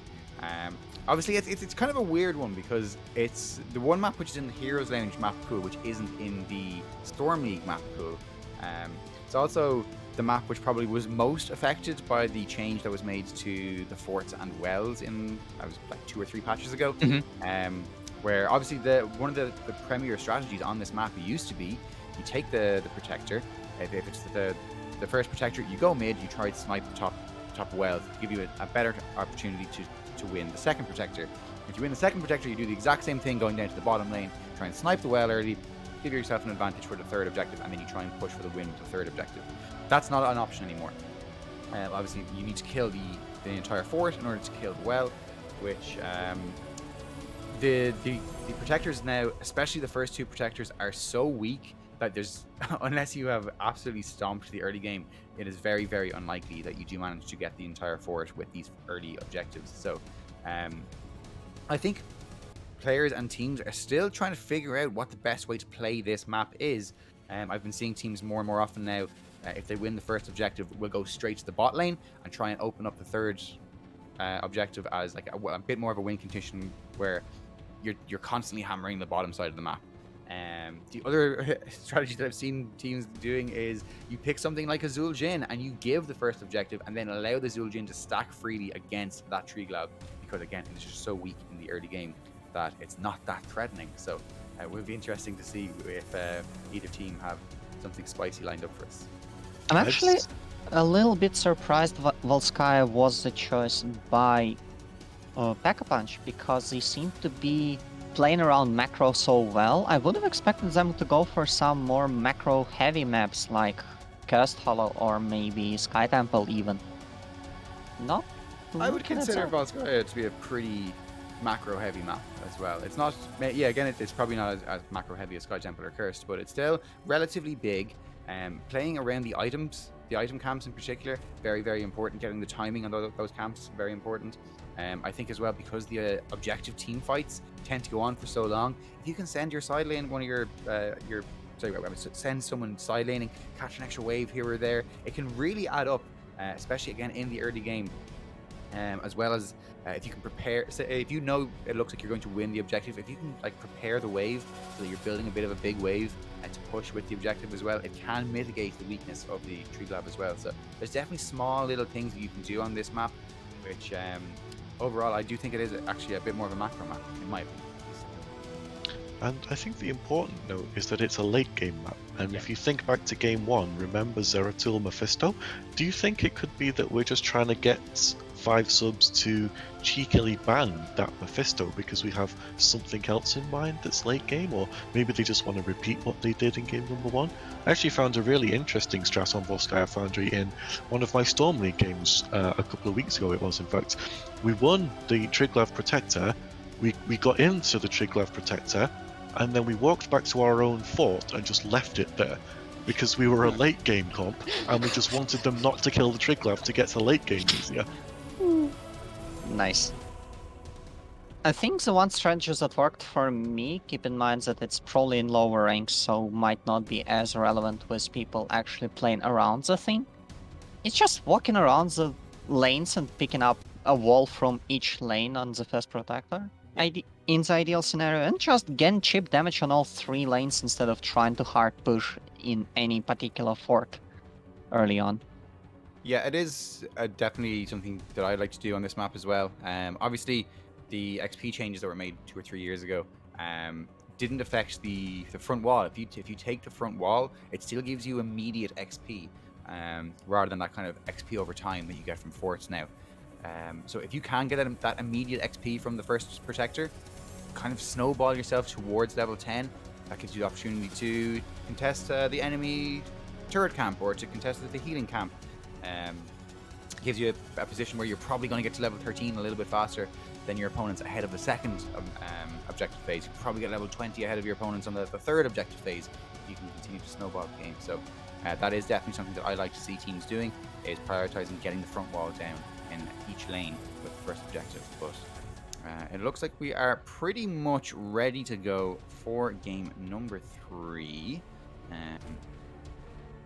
Looks Actually, so one of the teams is ready at least, as we're still waiting for the others to arrive. While the teams are still getting ready, I can understand this delay, like, between the games. It is maybe less apparent on cast with us just talking about stuff, but the teams actually need to think about quite an amount of things. They have to think about what map to pick, or if they want to go for a first pick, what characters they want to pick on a map, and just honestly mentally reset between the games, because that game 2 has been so devastating on 5 subs. I can definitely understand why they are taking a little bit of time to just collect their thoughts before coming into game 3. Yeah, absolutely. Having played in a lounge final myself last season, I know that it can be quite stressful, especially if you feel like the momentum is going in your opponent's favor. So 4 or 5 subs, getting that little bit of time to kind of just collect yourself mentally and prepare yourself for a very important game 3 on Volskaya Foundry can be very, very important. And we do once again see the Space Goat getting removed, so no URL action once again. I would expect the same pattern, to be honest. I can see a Sylvanas ban, I can see a Blaze ban, Urel, maybe a Rehgar, maybe not. I wouldn't expect too much deviation. Probably not a Hanzo ban this time around, but certainly 2 or 3 very similar bans I would expect. And in terms of first pick, well, could be anything really. Maybe we'll see that Junkrat first pick again. I think while the bans in higher divisions are typically set in stone, the picks can vary wildly between the maps, and with 5 subs being down 0-2 and honestly, literally fighting for their life in this tournament, would you maybe expect them to go for something a little bit more off the wall as their strategy for map number 3? I definitely think if there's any situation where you have something up your sleeve, this is where you do need to pull it out. We do see the Mephisto ban getting brought out here by 5 subs, and no surprise whatsoever. You mentioned it in the pre-game there, Kestrel. Obviously unbanned Baka doing so much work on it in game number 1, and it does scale fantastically well. Obviously this being a very late game focused map. And Blaze, no surprise, is going to be the final ban. I don't think we are going to see Mr. Blaze getting played at all today. Instant pickup onto the tank, though. Do you think that's telling of anything? Because I feel like Anubarak is a good counter tank, but I mean, he's a good general tank these days, but I'm still not entirely sure it's first pick priority unless there are some elements of your draft that you would want to hide, or am I wrong? I mean, it is important not to just look at the character in a vacuum, but also keep the series together as a pattern of adaptation becomes apparent. Anubarak, first of all, it's not Muradin, which has been the tank we have been seeing for the last 2 games. So they are trying to switch their approach around playing with the tank. And also, Anubarak was, I think he was the second pick from Pack-a-Punch, so they've picked him first rotation. Which means that maybe they are just trying to draft around Anubarak so much that they can't even hope around a chance. They can't plan around even a chance of Pack-a-Punch taking it away. So Anubarak plus a Stukov plus a Li Ming, that's a little nice combo out of the initial stages of the draft, I think. Yeah, it's very easy to execute, and I think that is something that you can't underestimate the importance of it, especially in this sort of situation where the pressure is on. Picking something that is it's straightforward. You know exactly what you want to do with this competition. A new Anubarak burrs in, Stukov drops the silence underneath, and you drop Li Ming combo and try to blow up whoever you hit. The one concern that I do have from this early stages of the draft for 5 subs is that this is a very early game focused composition so far, what they've shown. So I would like to see them picking up something with a little bit more scaling in the late game. Hanzo being removed, that's not going to be one of the scaling options that they will have, but maybe something like a Vala. That being said, though, Anubarak, Li Ming, Stukov, I don't know if Vala particularly fits in with this composition, especially if they have like a Hogger jumping in on the Vala. It could be very difficult to keep it alive. Anubarak was advertised to me a lot of years ago, so take it with a grain of salt, but Anubarak was advertised to me as a little bit of a more scaling tank. So there might be something in there, but I wouldn't believe in it too much. Sylvanas is banned, so Aviator, notably, Aviator is not the one locking in Li Ming, because that was the lock-in in game number 2. So I think we're looking at a Tychus potentially, because that was a thing that he has picked in game number 1. Leoric and then coming out from the left side, and actually we do have a Leoric and a Hogger on the left side, while we have been looking at a more standard composition of 5 subs. Pack-a-Punch are coming out of the blue with another more weird composition, at least to me. I think that's the reason that you won't see the Tychus, because if there is a tank coming out from Heimdall, who is the tank player, so you would expect it to be true, Tychus doesn't actually do that well into 3 beefy front lines, because you can literally just rotate who's taking the minigun damage, and unless Li Ming is on point to hit the other players, you're not going to get anyone low. What does make a difference, though, and Aviator has really hit a good one on the head here, is that Zagara's passive level 16 damage from the Roachlings and the Hydralisk coming out is going to do work to all of those targets, while you can mess up another one. So I think Zagara is a good pick there. And finally, at some point in this game, we get the Johanna.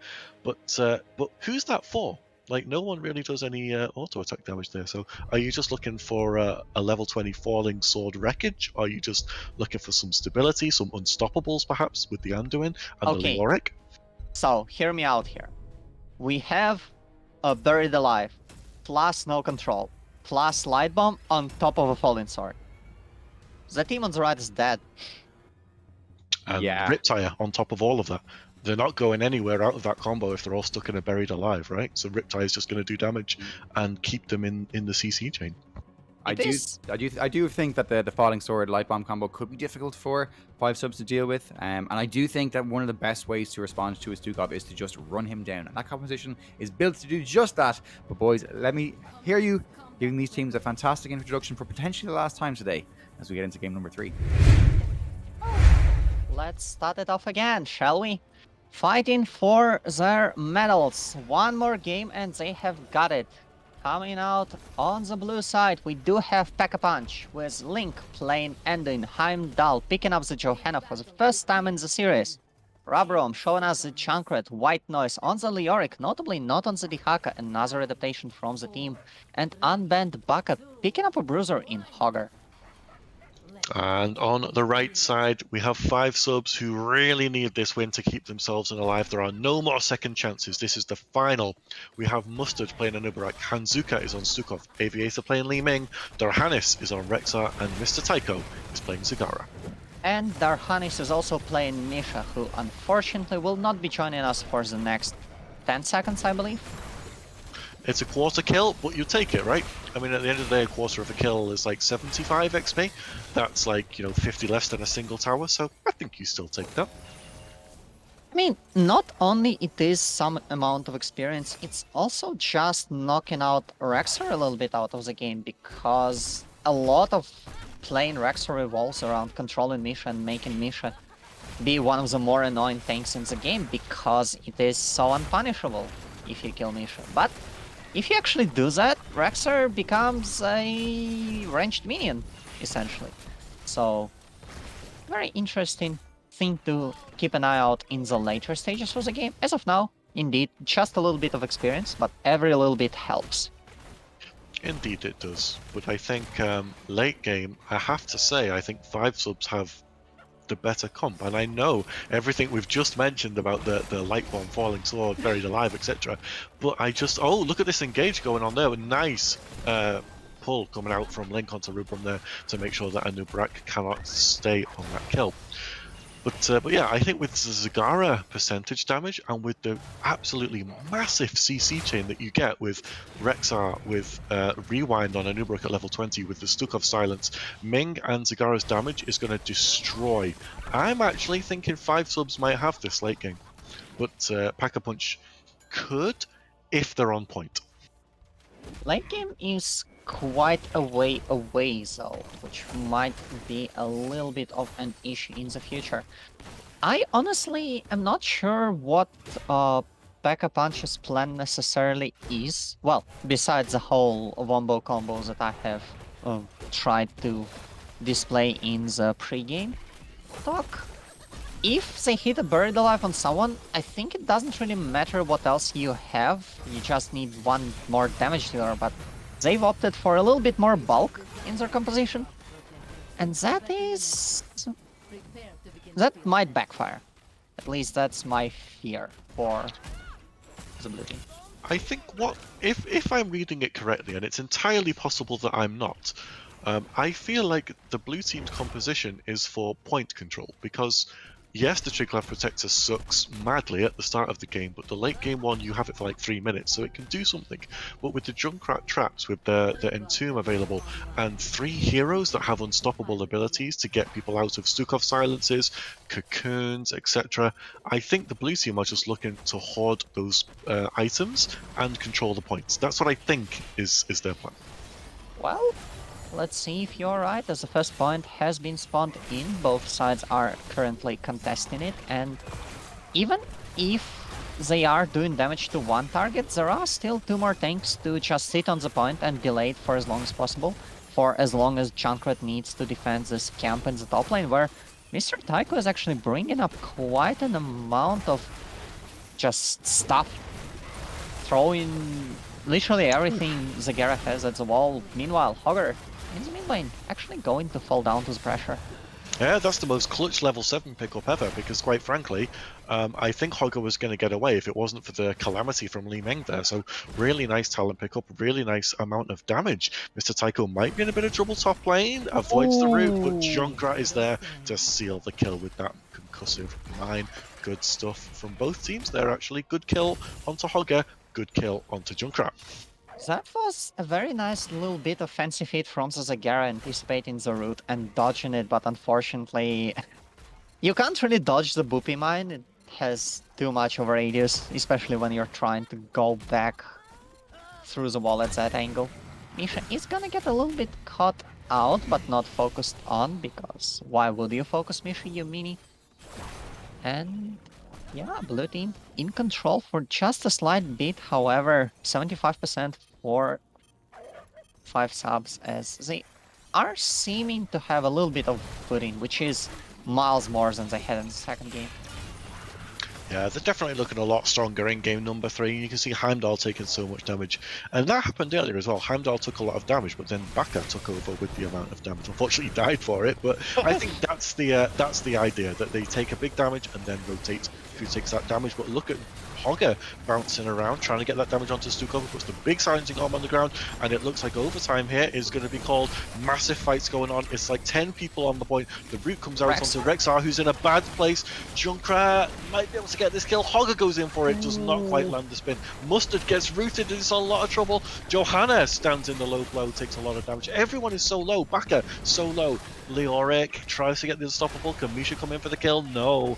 Oh but my no gosh. one is dead, everyone is still alive, not even the mission, not even the Rexar, no one is dead. Everyone used everything, and I think some people have used everything several times.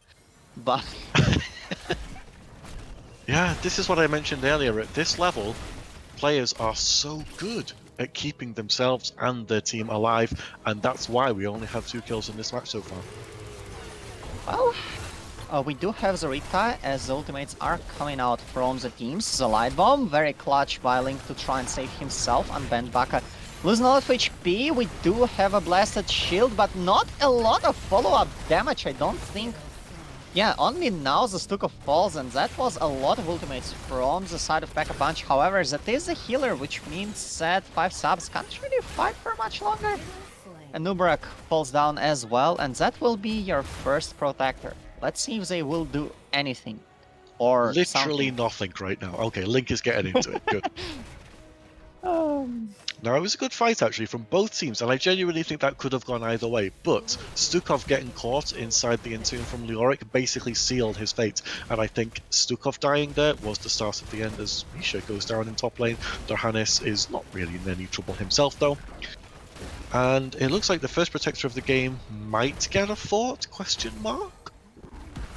I mean, it's already at half HP, and the protector is also at half HP. However, White Noise is losing a lot of those, and you know, while your team is inside the protector, they can't really protect you, which sounds weirdly ironic, but also somewhat true.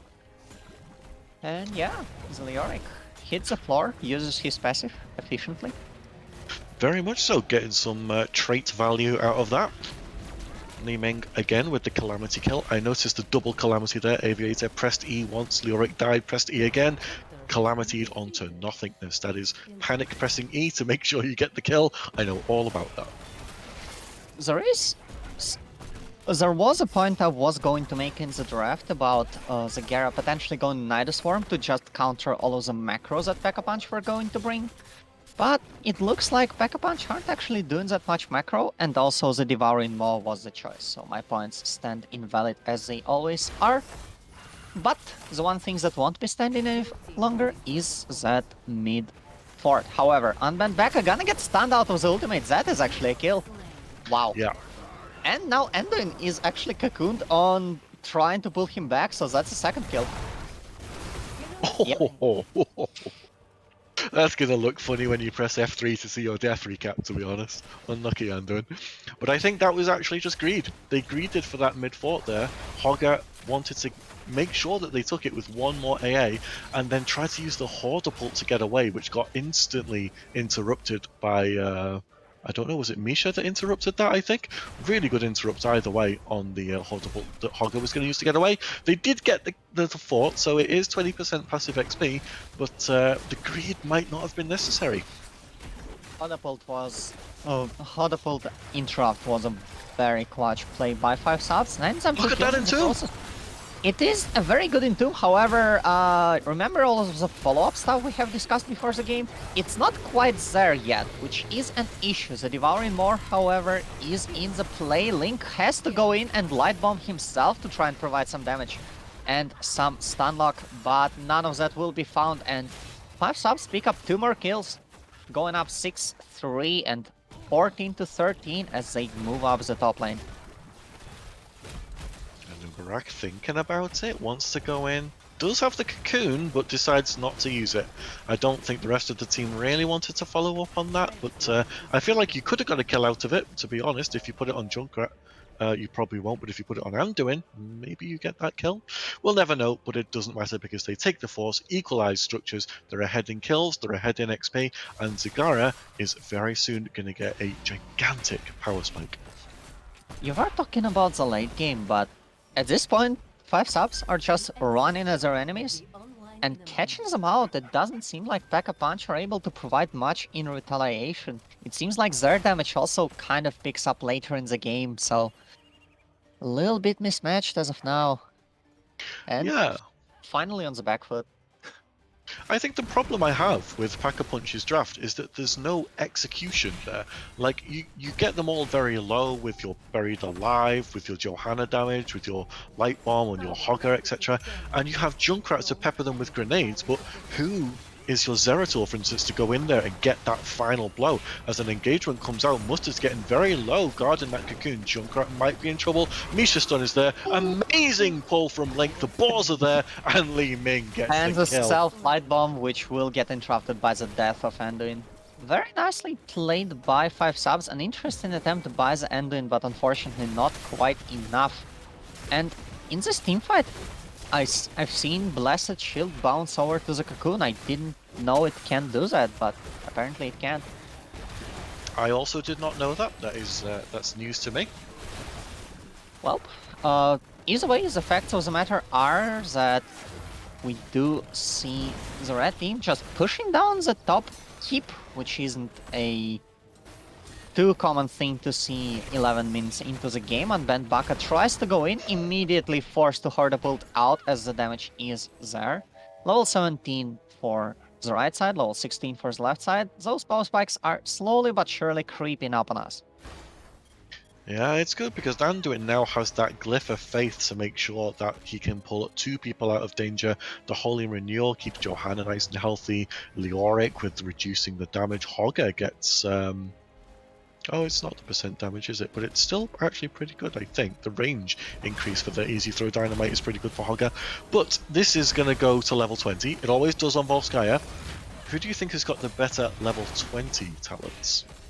Oh, well, I mean, we have a lot of things to unpack here, right? Because from Rexar, we do have the roots from Li Ming.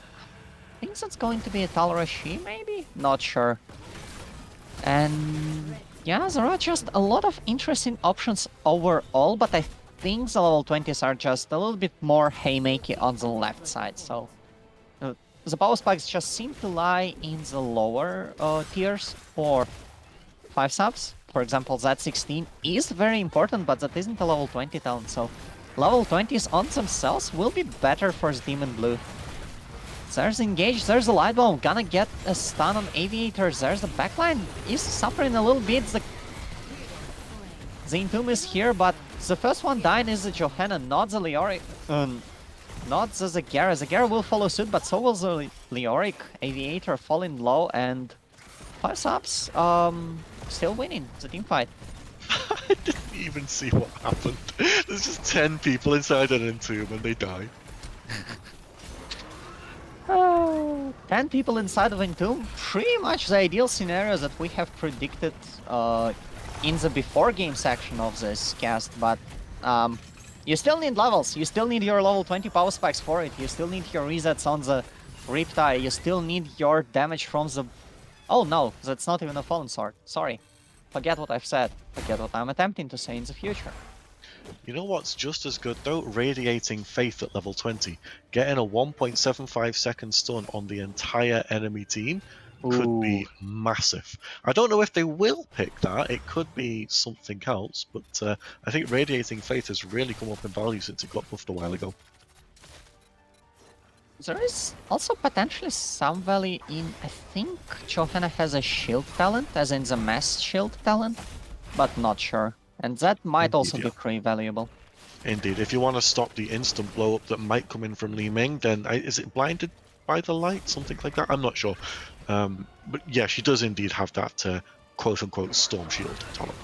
Because the big issue for the team in blue is the fact that those tanks are all falling low together, and Anduin just can't heal all of them. Anduin is pretty much a solo target heal, I believe. And we do encounter some technical difficulties. Welcome back, Nos. We haven't seen you in a while. Yeah, I'm here for all of the 3-2-3s that we're bound to see today. Thankfully, this is only the first one, but it is a DC for the side of Pack-a-Punch, unbanned Baka, dropping from the game temporarily. So do have to have a quick pause in the interest of fairness, but the game is delicately balanced. We're actually still fighting over the second objective, despite the fact that teams are at levels 19 and 20. So neither team really prioritizing taking the Protector, and more focusing on getting their soak, getting themselves towards their power spikes, as you guys were mentioning. Obviously 20 big power spike for both teams, I think it's fair to say. Obviously Zagara scaling insanely well, but you do look at the other side of it, like the Buried Alive going to be absolutely huge for this Leoric.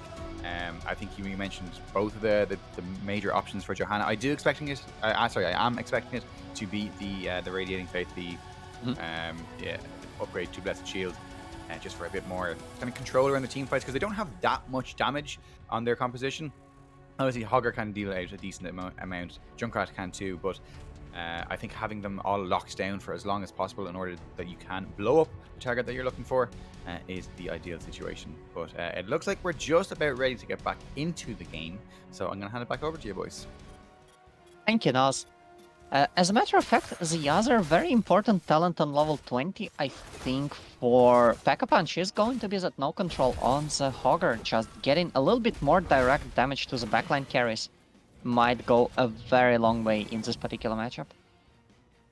This is true. You have to be very careful with no control, because you can land yourself into some incredibly sticky situations with it. But if you have the entire enemy team stunned for 1.75 seconds, do you really care that much about it? Probably not. So it could be a deadly combination, as you mentioned before the game started, except instead of Falling Sword, it's the Radiating Faith with all the other damage inside that Entomb. Leoric taking so much damage there, but manages to get away. So earlier on, I have been told that the second Protector is not gonna do much, but it appears that with those changes in the game and with the game gradually slowing down on Volskaya in terms of how Protectors are being taken, that second one is actually like a 15-minute Protector. That actually does quite a lot, and 5 subs are trying to pressure the core with it, even. It's clever, yeah. Not even attempting to bother with any other lanes, and there's a makeshift Buried Alive with the silence from the Stuka, finally getting a first kill of the fight as the Nubrak falls down. Mr. Tycho not feeling too well there, will actually fall down. That is a second for Pack-a-Punch, and they are starting to get themselves back into this game. Aviator trying to dance around, but will also meet his maker, and Rexer, not a good option to put in the Protector, because you're not only putting the Rexer in the Protector, you're also putting in Misha, and you're trading 2 people for essentially 1 person's value of the Protector. So a little bit of an issue there, and might potentially be something that allowed Pack-a-Punch to go in that aggressively and just allowed them to get a very important fight, which late in the game can snowball into a whole variety of different things, including this very aggressive dive under the mid keep. Trading 1 for 1, I think that's still winning because of the cooldowns on 5 subs and because it was a healer. Yeah, I think you kill a Leoric, it's obviously good, but when you think about the fact that it's Leoric who's already draining Darhanis and is getting a lot of cooldown reduction on the death timer, and they get the keep out of it, what started out as a Triglav Protector in the top lane for 5 subs turns into calamity basically for 5 subs. So now we see the level 20 versus level 20, and if we go based on that one singular fight, it looks like Pack-a-Punch might have the level 20 after all. It was incredibly close though, because Leoric was so close to death, but they did get the counter kill, and Leoric eventually was fine. And I think the main issue from 5 subs in that fight was they were just too greedy. There are some less enticing than the core, obviously, but very valuable options. You can go for a fort in the mid lane, you can go for a fort in the bot lane, you can just get those pretty free objectives, I think, with Protector as late as this, but instead they tried to risk it, being down 0-2, the nerves are running high, you are feeling pretty euphoric, getting close to your first game in the set and getting back into the series, but instead you're getting a little bit too eager, a little bit too bloodthirsty, try a little bit too hard, and that results in disaster. However, that's a big team fight. That is going to be your Radiant face. Doesn't seem to hit too many people, but Misha gets silenced, and that is going to be some pristine animal abuse from Leoric. Honestly, Pack-a-Punch got away with that one. There was a light bomb that came out onto Unban Baka, who used the Horde Bolt a little bit too late, didn't get much out of it, nearly died with the healing beacon. Ooh, Oh, the Junkrat line Junkrat! into the Stukov, which splits the fight, yeah. and more importantly, not even gets the Stukov away from everyone else, but also gets everyone else away from Stukov, so they don't even get heals, which results in a kill on the Zagara, Devouring Maw being used to save the Hogger. Very unfortunate for 5 subs, as Stukov is now back, but they've lost one of their damage dealers, and probably the more important one out of the two. Look at the Unleash the Boars, it's rooting everyone, but there's so much unstoppable from the blue team that it's really not that big of a problem. They might be overcommitting a little bit to that mid-keep. Hogger certainly wants to do something. Not that you're going to do any damage with that, but just being annoying is always good. And they're going to leave it on about half. They're going to back up, and I think they're just going to regroup once those heroics come back online any second now. Junkrat's ready. They might go back in for this. There's the Radiating Faith that hits Misha, and it also hits Stukov in the backline. There's the Buried Alive. Here comes the Riptire. Here comes the Anduin Light Bomb. A lot of damage. Hanzuka is walking away on 100 HP, but he goes down. Unban Baka might be going down in the back now. He gets away with the Horde Bolt, but there's so much damage all over the place. I don't think this is going to go too well if the blue team stay here much longer, but they do get the kill onto Misha as well. And remember how we were talking about splitting attention? Even if this teamfight doesn't happen, they still have a camp pushing up top, they still have something going for them, even if nothing is apparently happening in the place where everyone is. So even without getting that fight, they were still slowly getting ahead, but now with that fight taken, they can potentially try and keep forcing, even though those teamfights look like a very, very big mess, honestly. Just everyone everywhere, and Aviator not having HP at all, but still trying to send some abilities, trying to help the team. And Nubarak is going to fall down, Misha still alive, and Misha is now the only tank left for 5 subs, as they are trying to defend their core from that one final push for the medal. The Radiating Faith just keeps getting damage as Hogger goes in with the Horde Bolt. Amazing feign death from Rexar, but I don't think that's going to be enough to save him. Is that enough? Is that enough? 40 It's seconds close. until the Nubarak, 60 seconds until the Rexar.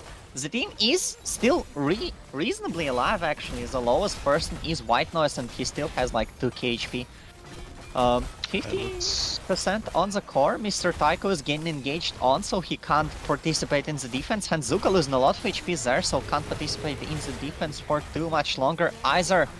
Actually gonna get blown up. 25% on the core. Aviator still trying to fight his hardest. Heimdall could potentially die, but no. The Lemming dies first, and the core dies right afterwards. Congratulations, Pack-a-Punch. You have knocked out the #1 seed and got yourself some medals. Congratulations indeed to your Division 1 champions, Pack-a-Punch, coming in with a 3-0, very clean series for them, and they are going to be celebrating the seasoning as the Division 17, sorry, not Division 17, the Season 17 Division 1 champions. A round of applause in chat, everybody, for Pack-a-Punch. Wow. What a game. What an ending as well. I feel like that was... The core call seemed to go on for about 4 minutes. Like, they were just constantly back and forth. Can we do it? Can we not do it? But eventually they just whittled it down piece by piece. And I think, unfortunately, 1 or 2 deaths, like the catch that they got onto the Rexar after the feigned death, I think sealed that core call there. And the funniest part, even if they just move back and don't take that fight, they still have the camp in the top lane pushing, they still have the silence pushing. They're so good at creating macro pressure and then just standing there, forcing the enemy team to do something instead of themselves doing something.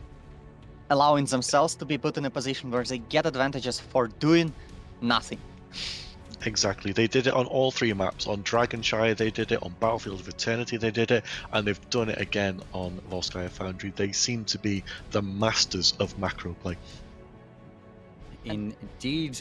And again, it's Volskaya, the state of Volskaya in 2022, where it looked like 5 subs had this in the bag, and then they get that top lane inhibitor, so not inhibitor, protector, and start marching towards the core, and just losing the team fight because you don't have your healer available. You had the healer in the protector, switched it out and put Rexar in the protector as well. And again, it's just the protector, even this was like a 15-16 minute protector, it just offers so little in a team fight that it really did swing the game in Pack-a-Punch's favor. And once that momentum shift happened, they never let go. They really just put the foot down and made sure that they closed out this series. Yeah, once Pack-a-Punch get ahead, they are really good at making sure it stays that way and never stops being that way. It's actually quite insane. Yeah, I think Yosh hit the nail on the head earlier, though. The Triglav going for core when 5 subs got it may have been a mistake, because yes, it's a 15-minute protector, but it's also a protector. So it's... You might just want to get yourself some map advantage, get catapult pressure in other lanes, put on that macro pressure that Pack-a-Punch did so well. And I think that may have been not the final mistake, but it was certainly one of the nails in the coffin. So, I suppose we will have to have the winner's interview now in the next few moments. And obviously, we're going to have to listen to Petman talking for a little bit. So apologies in advance to everybody in chat for having to listen to him. But, yeah, I'm sure. So, the captain of Pack-a-Punch has just told us that he needs to get his breath back. And honestly, completely understandable, right? You are coming in as an underdog. You have been beaten 0-2 in the regular season. You haven't gotten as high in the regular season in the number of points as well, but you fought your way through the bracket. You've beaten both number 2 and number 1 opponents in the division, and decidedly proven that you're just the best. Either way, what do we actually get for winning those? Like, surely they aren't just fighting for nothing. They get one of these bad boys, a lovely Heroes Lounge medal. You can see here on the back of mine, Season 16 Division 6 winner. They're just going to say Season 17 Division 1 winner. So, yeah, lovely, lovely medals. Which, they're actually genuinely good quality as well. Wow. So, we welcome the members of Pack-a-Punch, the Division 1 champions for Season 17. Congratulations. We have a Link joining us. Is there anyone else from the team joining it, or is it just you? Oh, no. I think I will be the one. Okay. So, welcome and congratulations. We also say welcome to Dr. Petman himself, the Lounge Master, who is here to congratulate you personally. Oh, thank you very much for the introduction. Weren't so nice earlier on in the stream, though. I heard about that.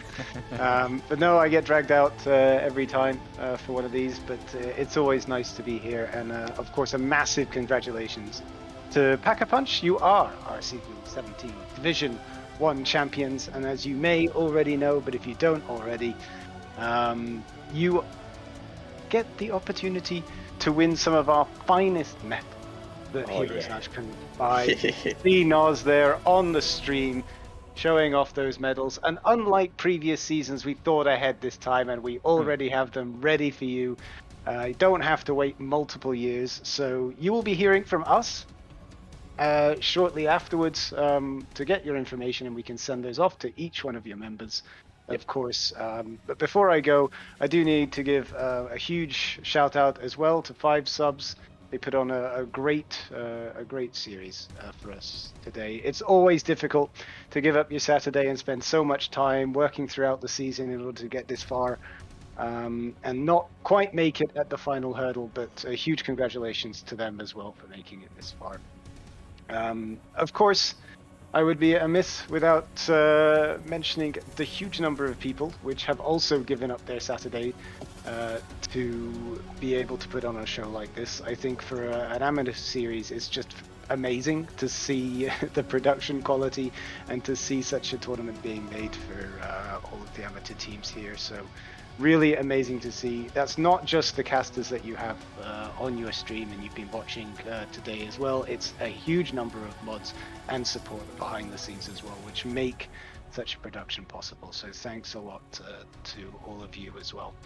And before I ramble on too much, I'm going to pass it on back to your very competent hosts and allow you to enjoy your winner's interview. So congratulations again, and hope to see you next season. Thank you very much, Cosmic. So, Link, first things first, how are you feeling?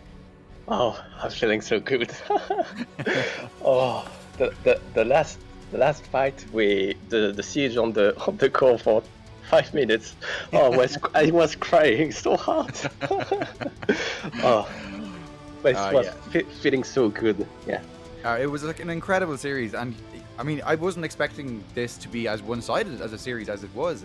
Like coming into today, looking at the match history of both teams, the fact that 5 subs were the number 1 seed coming in, they beat you guys in the regular season. For you to come out and win 3-0 today, I think even you were probably a little bit surprised about this.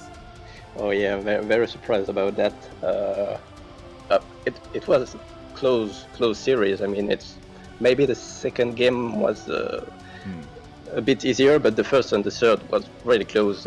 Both teams could have won these 2 games, so it's 3-0. But yeah, it was very close games. Yash, Kestrel, either of you guys have any questions for Link?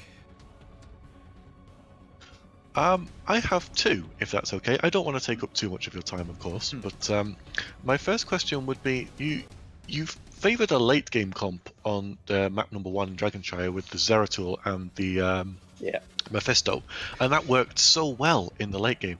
And again, your comp on Volskaya Foundry seemed to be quite late game with the Buried Alive and the Radiating Faith.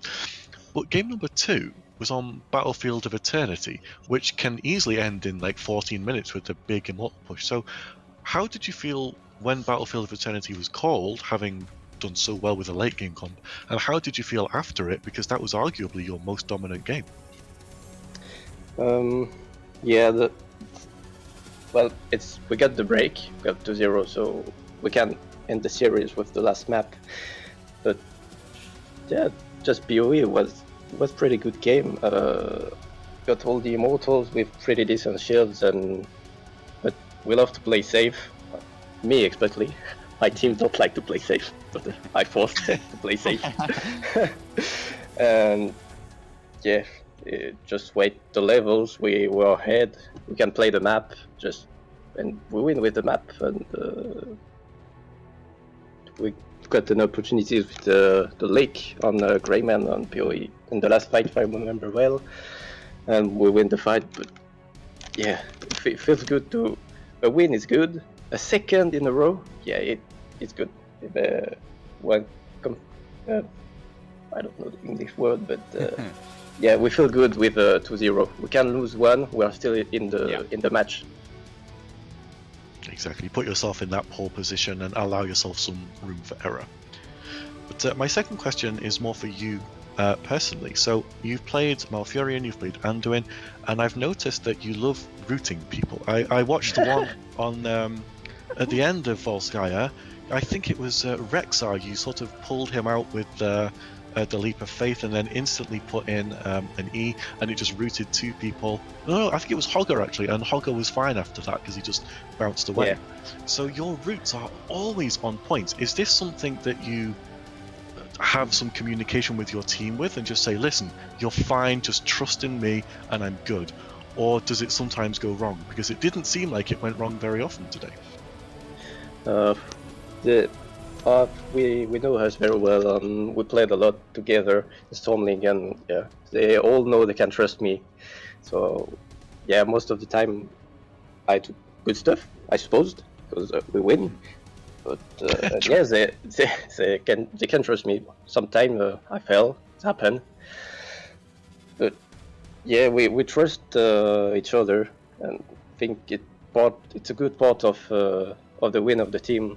So we play as 5, and we know each other. Everyone know each other, so we can trust ourselves. That's really good to know. That It's a really good team showed, yeah. atmosphere. Yeah, that really showed today as well. I think it's fair to say. I think I have only one question of my own, and I'm a big fan of people adapting to things, adapting to circumstances, adapting to opponents. And I can't help but notice that your match against 5 subs in the regular season was a 0-2 loss, Yes. while this match obviously has been a 3-0 victory. What do you think changed between the last time you faced them and today to produce such drastically different results? Yeah, let me get in the regular season. Yeah, the match with get sub, if I remember well. Where was the match?